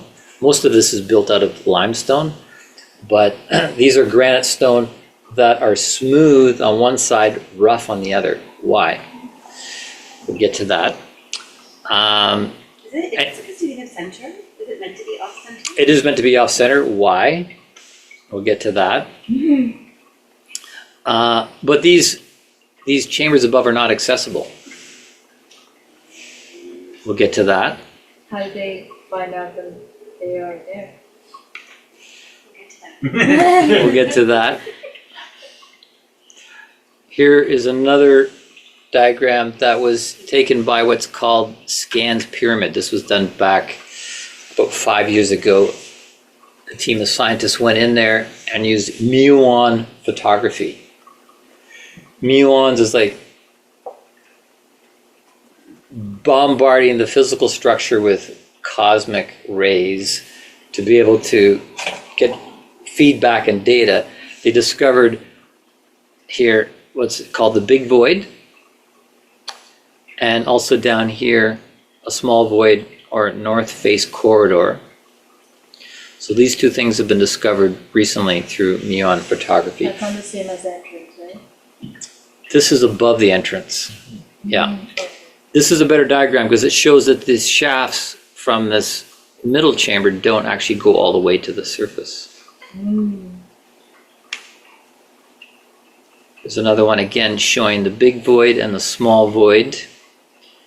The small void is not really accurate because it does go right to the surface, or almost. We'll see that in a moment. But what is going on here? Like the level of complexity and the level of precision. Why? Why so much effort? Of course, Egyptological perspective is that this is a tomb for a dead pharaoh. Really? Well, it gets a bit complicated, and we'll get to that. See here, it's called Khufu's pyramid for the pharaoh Khufu. That it would be his tomb. So that's not your typical Egyptian pyramid, right? That was special. No, there's a whole evolution of pyramids from the beginning of pyramid development in what's called the Old Kingdom, really the oldest kingdom, during the 4th dynasty.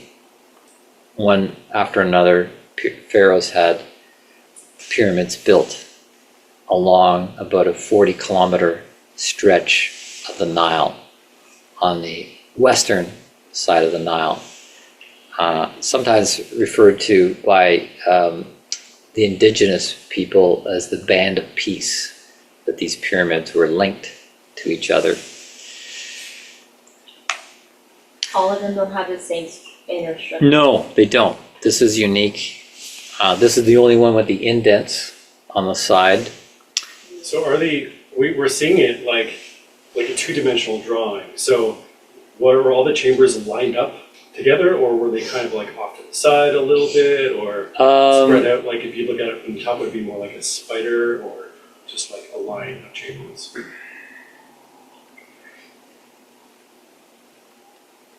Yeah, they're lined up. Yeah, they're on the same cross section. Yeah, axis. Yeah. So yeah, if you came up from the subterranean chamber and you went up this ascending passage, it went straight up. You'd go into the king's chamber. It'd be over the queen's chamber, but as you can see, the queen's chamber isn't as far over. At least not in this diagram. Yeah, same in this diagram. The queen's chamber might be in the center. Here we see these north face corridor, this new thing they discovered. It's on the same plane as the passageway here. Is that the small void? Yeah, the small void here, which is behind this. So to get into the pyramid, you'd have to climb up quite high, about a third of the way up, and then the descending passage goes down here. But then there's these chevrons. We see one chevron here and one chevron here. There was actually 5 of them, one against the other. And then they discovered there was a little hole here, so they were able to stick an endoscope into the hole to take a picture of what's inside this chamber, and lo and behold, this is what they saw. It's about 30 meters long, it's about 5 meters high in the center, and about 3 meters wide. It's fairly rough hewn, and then you come to this ledge, and then you come to this wall. Nobody's been in there. And of course, everybody was hoping they'd find a mummy with lots of gold and artifacts, but completely empty. So, it's left people wondering why. Why is this void here? Here's a picture of the Grand Gallery.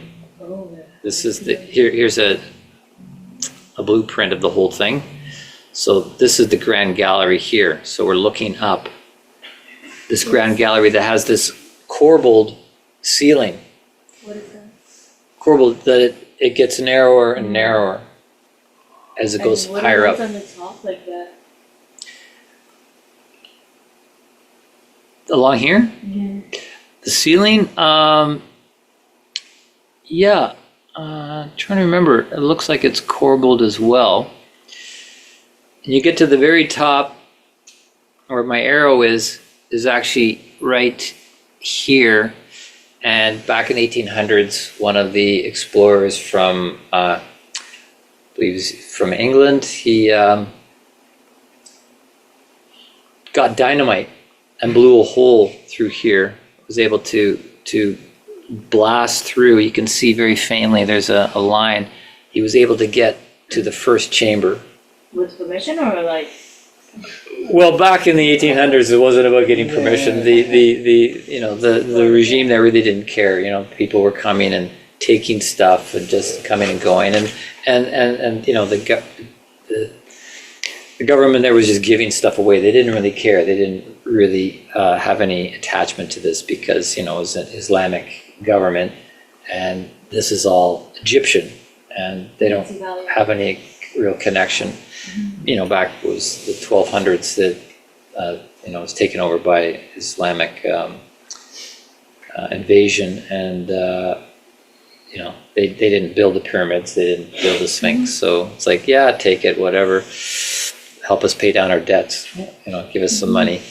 But anyhow, so people were coming and going all the time, but Napoleon came in, and if you ever want to read a really interesting book about the history of this,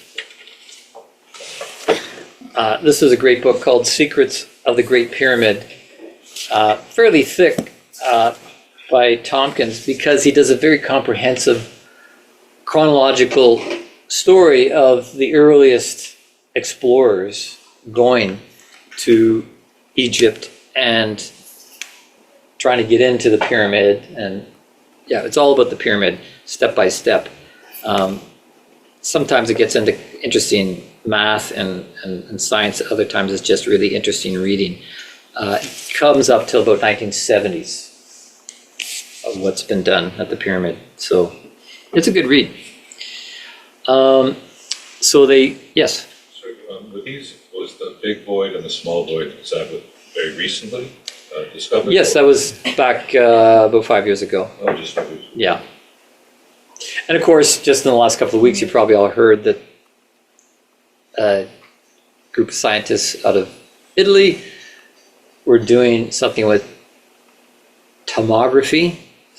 They didn't have permission, but they didn't have to go on the ground. They were doing it with aircrafts and satellite data, claiming to have found some underground city underneath the second pyramid, the Khafre pyramid, the one in the middle, the son of Khufu. And now there's all these elaborate pictures of what it looks like, but that's just extrapolations of data. It's unverified, yeah. It's unverified. What we're looking at could be underground noise from Also seismic water movement. underneath there too. It's also water underneath there. Yeah, there's all sorts of caverns. It's pocked Yeah. with caverns And then because the water, the Nile, was much more present in the past. But that branch of the Nile is dried up, but it's left its mark. So, and here I am in the king's chamber with Muhammad. Of course, there's lots of Muhammads, but this is a special Muhammad because, like, within an hour of me being in Cairo the first time, after I'd finished a tour and then I was on my own in Cairo, walk out in the streets, I ran into the grandson of a very famous indigenous leader, Abdel Hakim Awan, who's featured in the documentary The Pyramid Code. And he's an indigenous wisdom keeper of the Kemet or Kemetological traditions around Egypt, which is an oral tradition. It's been passed down over the ages of what the pyramids are and, you know, the whole history of Egypt, in contrast to Egyptology, which is only 150 years old. It's a relatively new science that's, you know, come on trying to explain these things. So there's different perspectives. You know, I've learned a lot from the conventional Egyptological perspective, but then meeting this grandson, just out of the blue, just walking down the street, and he says, "Oh, nice scarf." And I was like, "Yeah, I got this in Dahab." It's like we started talking, went for tea, and it turns out he's the grandson of this guy. It's like, jackpot. Cosmic GPS. And Cosmic GPS, being at the right place at the right time. Like 2 seconds later, would have completely missed it. Took me camping in the White Desert. He helped me with the tour the second year, all sorts of things. So, you know, the importance of tracking, which is what I did. You know, when I love traveling because it's like being on your game. If you're not on your game, you're gonna get ripped off. You're gonna get sick. You're gonna get lost. I mean, sometimes you need to get lost when you're traveling because then you find things that you didn't know about. But anyways, here I am in the king's chamber with Muhammad in front of the sarcophagus, which is really the heart of this amazing place.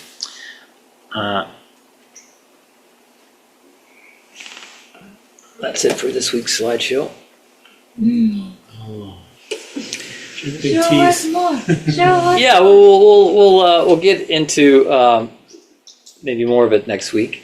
But I want to. So I've contrasted the conventional Egyptological perspective that this is a tomb for Pharaoh, that all these pyramids with all their weird passageways and chambers are a tomb, and it's like nobody can explain what all this different stuff is.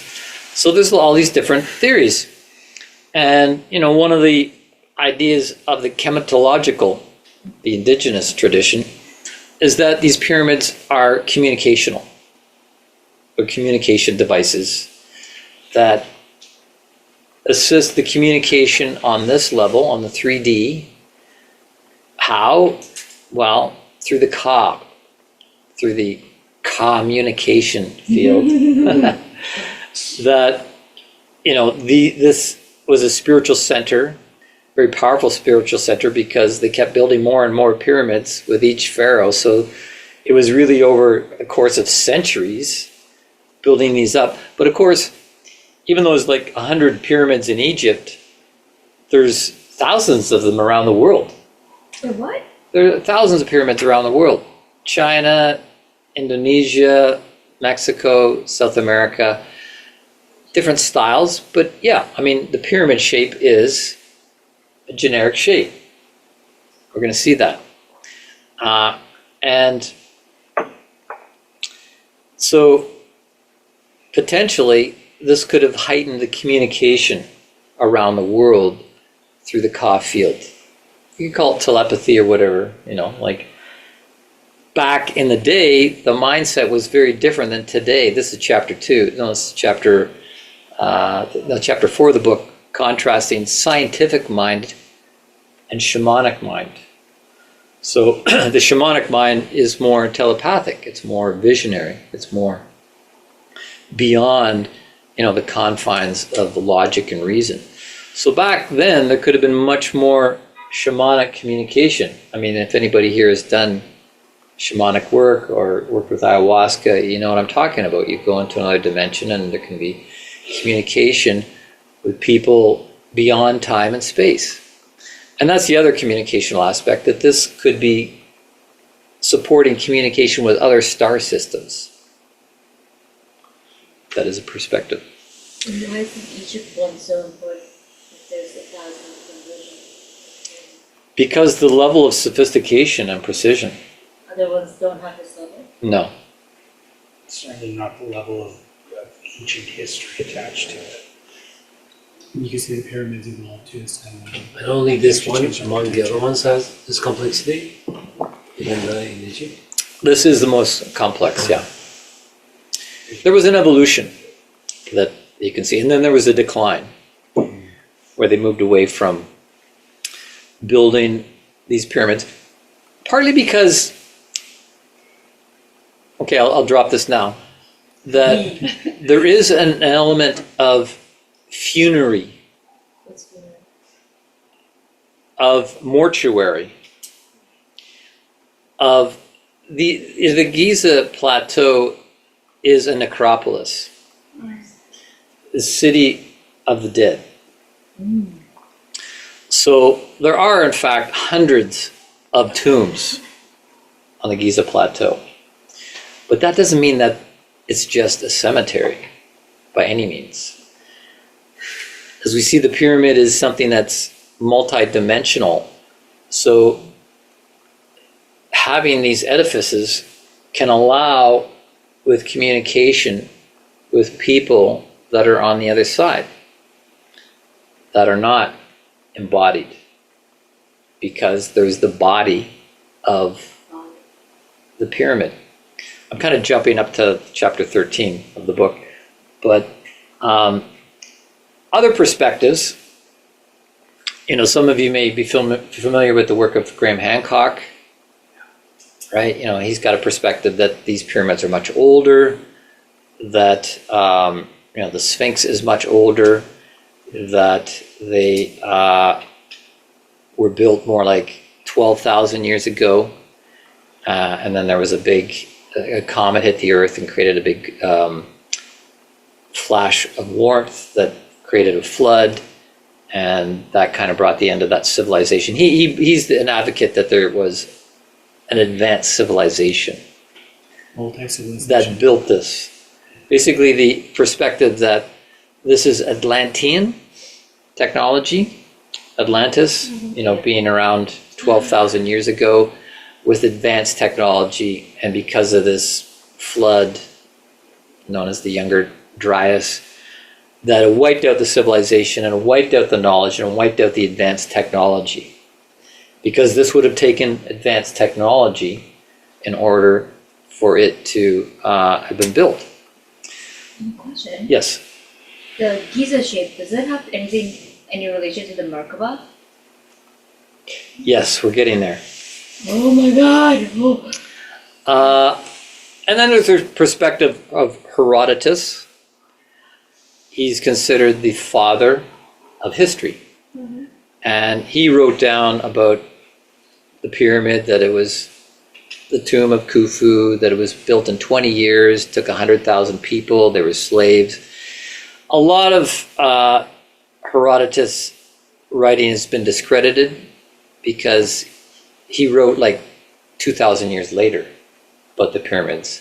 There's no proof that he actually went to Egypt. He may have fabricated a bunch of stuff. But a lot of Egyptology bases their ideas on Herodotus, which could be erroneous. Now, the mathematical perspective, as I mentioned, like the math in this is amazing, but it's also establishing the idea that they had advanced mathematical concepts that we didn't think they had. We think that the Greeks actually came up with the idea of pi and phi and squaring the circle and the Fibonacci sequence. But there's evidence that all of these different advanced mathematical concepts are built into the pyramid. And that was part of the purpose, was to represent advanced knowledge. It's like, look, we built this thing, it shows what we know.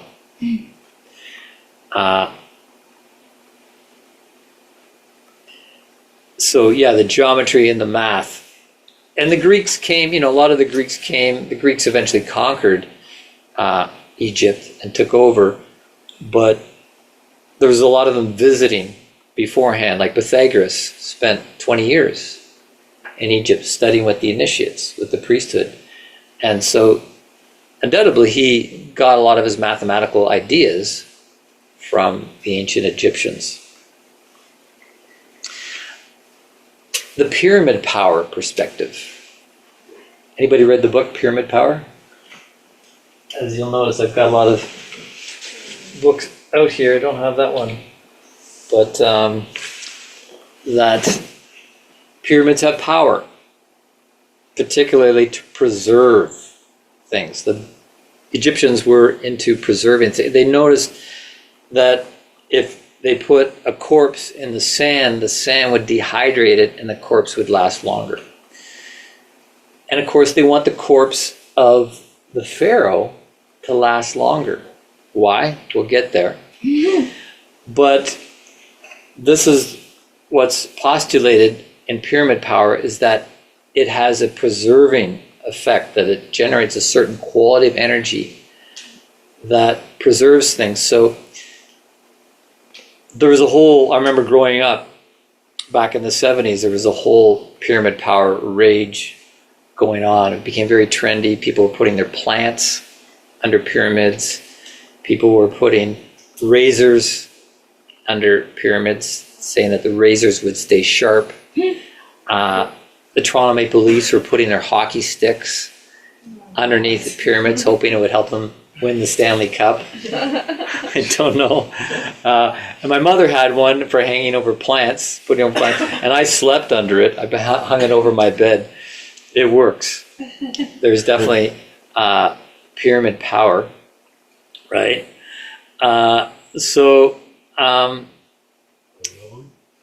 Bring it back. Well, we're working in that direction. You guys were doing the visualization of a pyramid around your head. Anyone feeling some experience from that? Werner? Yeah? So, the idea of preserving the corpse of the pharaoh in a pyramid, mummified, preserved, so that his ka body has an anchorage point in the physical mummy, because the ka body is a landing pad for consciousness. And so if the pharaoh has been initiated, and that's really the idea, is then the pharaoh would become a high priest by going through these levels of initiation, would have a very highly developed spirit, and then by creating the pyramid and the mummy and the anchorage for his spirit, he would be able to act as a conduit, as really an Osiris. The pharaoh would become Osiris after death. Osiris was the god of the underworld and would guide people in the afterlife. So what I've got here, just want to clarify some of the terminology here and how we've got this ket. Oops. Is really the physical body.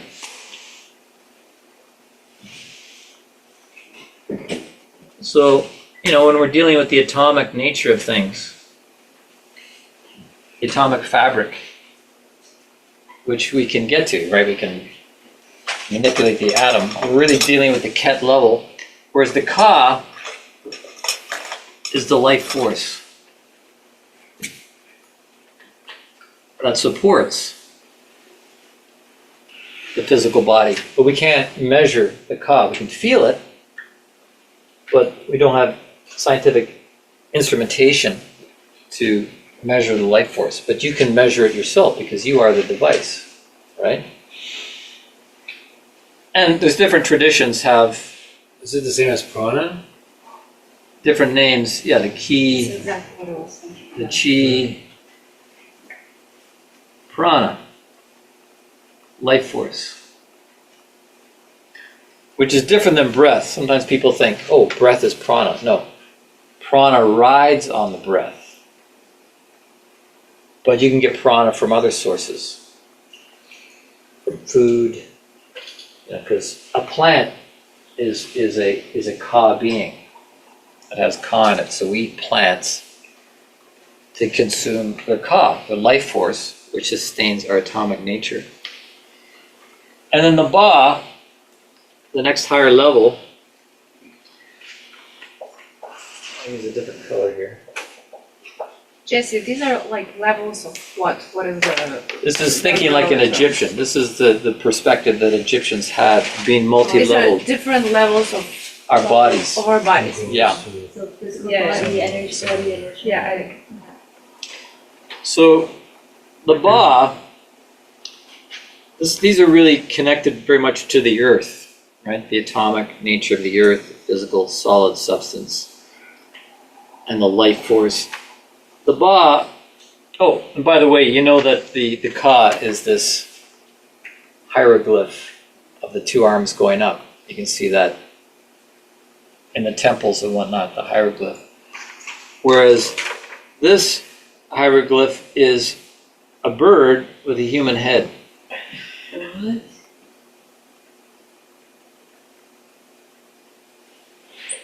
And in Western esotericism, referred to as the astral body,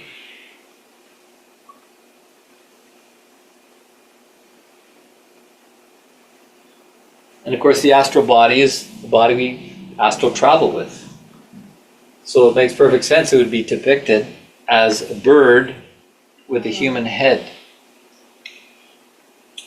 Because the astral body can leave the lower bodies to move on the astral plane. And the word astral, of course, refers to star. This is the body that's shaped by the astrological configuration.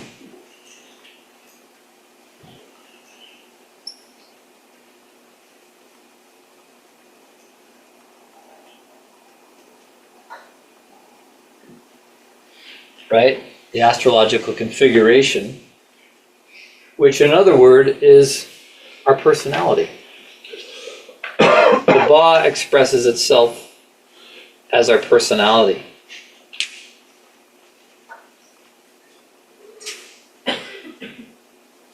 Right? It's not your physical body that expresses your personality. It's this higher level personality. Which, of course, if in Western science, to work with a personality is to work with psychology. So we can also think of it as the psyche, and psyche is the Greek word for soul. So we're talking about the soul as the ba that comes and goes. Would it also relate to the subconscious as well? Well, Personality yeah, can be the soul is subconscious, and we're trying to make it conscious. And it's also the imagination and the emotion, right? Because that's part of personality. Yes, May I ask a question? about Yes. The personality part.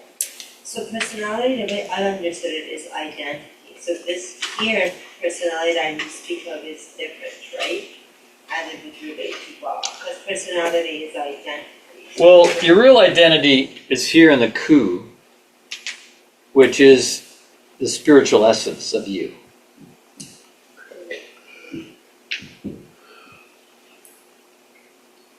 The real core of who you are. So I like to call it your individuality as opposed to your personality,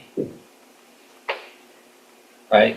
Because your personality changes, and it would change from one life to another. You know, you're a woman, the personality of a woman in one life, personality of a man in the next life. But the spiritual essence, your individual nature, is really your essence, the core of who you are. And that's referred to as the coup. It's the core I. Is that the same as your soul? No, the soul is connected to the word psyche, personality. It's the ba. So there's a difference between spirit and soul in there's a difference in the two? in the Egyptian and in the Western. Yeah. Interesting, I thought there was a... Soul is connected to your temporal personality. Like your desires, your tastes, your mannerisms of the soul, what you hold. Like today you're holding interest in hockey in your soul. Tomorrow you're holding interest in knitting. This is more temporal, where this is more eternal. Soul and spirit are two different things. Yes. And we won't go there today, but we will look at, what the Egyptians were very much concerned with, and that was immortality.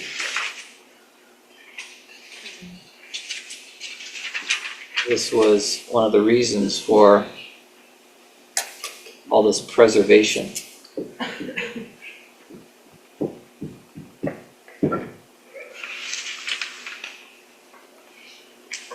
So we're gonna have to wrap this up now.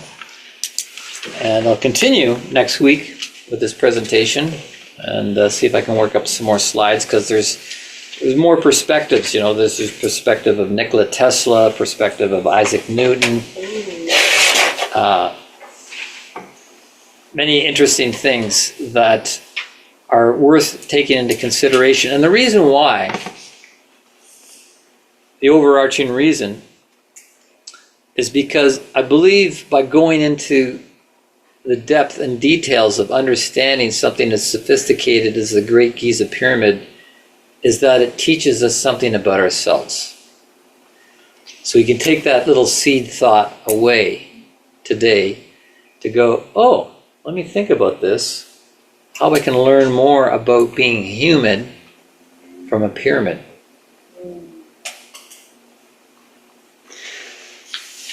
Any questions before I give the assignment? Is number 5 like the next level of the energy body that we're trying to get to? Yes, I'll get to that next week.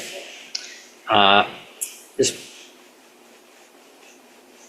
opening the door a little bit on, where this is headed. Well, the device is really, it's a good question.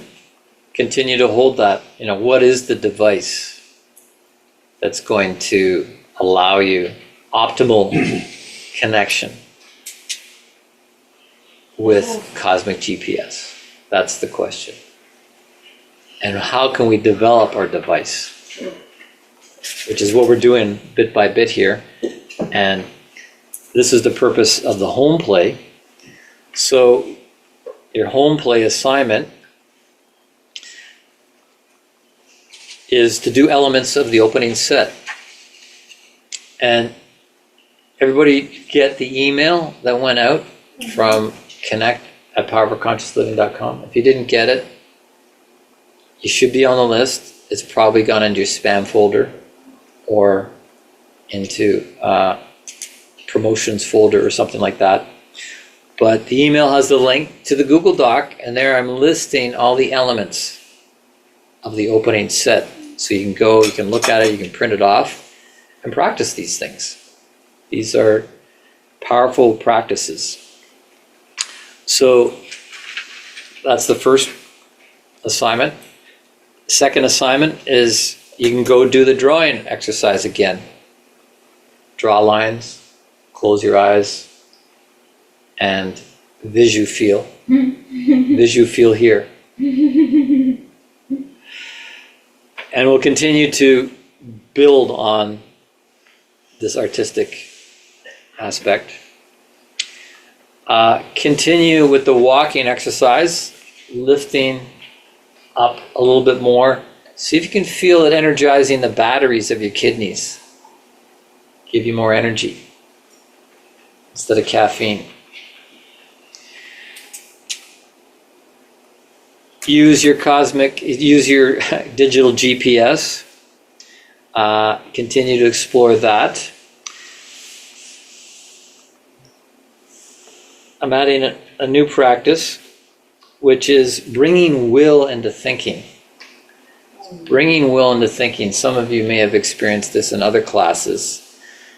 This is the number one exercise given by Rudolf Steiner. He says, no matter whatever else you're doing in your spiritual practices, he gives 6 practices, supplementary practices for safeguarding the soul and spirit. And the number one is bringing will into thinking. So it seems like a concentration exercise, like some of you may have done concentration exercises on a flame or on your finger. It's beyond that. It's pushing your mind even further to think about an object for 1 minute. 1 minute, you can set your timer, and you don't just concentrate on it, you have to generate thought after thought after thought after thought for 1 minute. So, okay, I've got an object, it's red. It's a straight line. It comes to a point. It's silver there. It's made of plastic. Probably made in China, probably made in some sweat house in China by underpaid people. It's red, so it probably has red ink. Let me try it. Yes, it's red ink. So you get the mind moving. You're getting your ba. The ba is the mind. So you get movement, right? You know, it's a bird with a human head. So we want to get our thinking moving. This is bringing will into thinking. And your weak will is going to go, I don't want to do this. A minute's too long. Well, next week we're going to make it 2 minutes. Because this is where you run up against your resistance, but then you learn to exercise the will to push through your resistance. So you're actually engaging your will in a healthy way, because this is part of the program. So you'll do it the first day, it's interesting, and the second day it's not so interesting. Third day it's even less interesting. Is it the same object? Yeah, use the same object. Make it less interesting. The less interesting it is, the more results you're going to get. Okay. Right? Makes sense? And trying to generate different thoughts. The next Generating thoughts. You're bringing will into thinking. Different thoughts or the same No, I thoughts? mean, like, that you next were- day. You can have the same thoughts each day. You just got to birth them. You got to get them out. You have to be a thought generator. So other people aren't thinking for you. You're thinking for yourself. You're exercising your will, freedom of will to choose to do it. And we're all going to do it. We're all going to be on the same page doing the same thing. And this is part of the beauty of this community, is moving energy together in a certain direction to heighten the vibe, raise the bar in this evolution revolution that we're in. And then other things like cosmic GPS and higher powers will be easier to manage and integrate. yes, we can get much more advanced and, or, you know, we will go in that direction, but you don't have control of your thoughts, feelings, and will of your ba. It's just a bird flying all over the place. All right, let's finish off. Standing up with some clearing pose. Send any gunk into the salty water in the green bowl, or up into the wind of the fan, or down into the concrete. Be in the heart, inner smile, gratitude.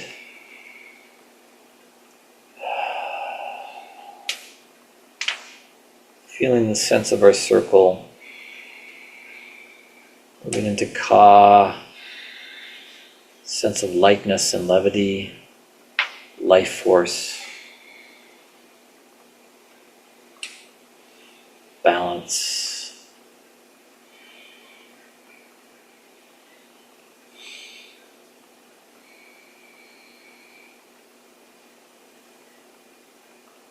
And then into closure. Back to your center of centers, the heart.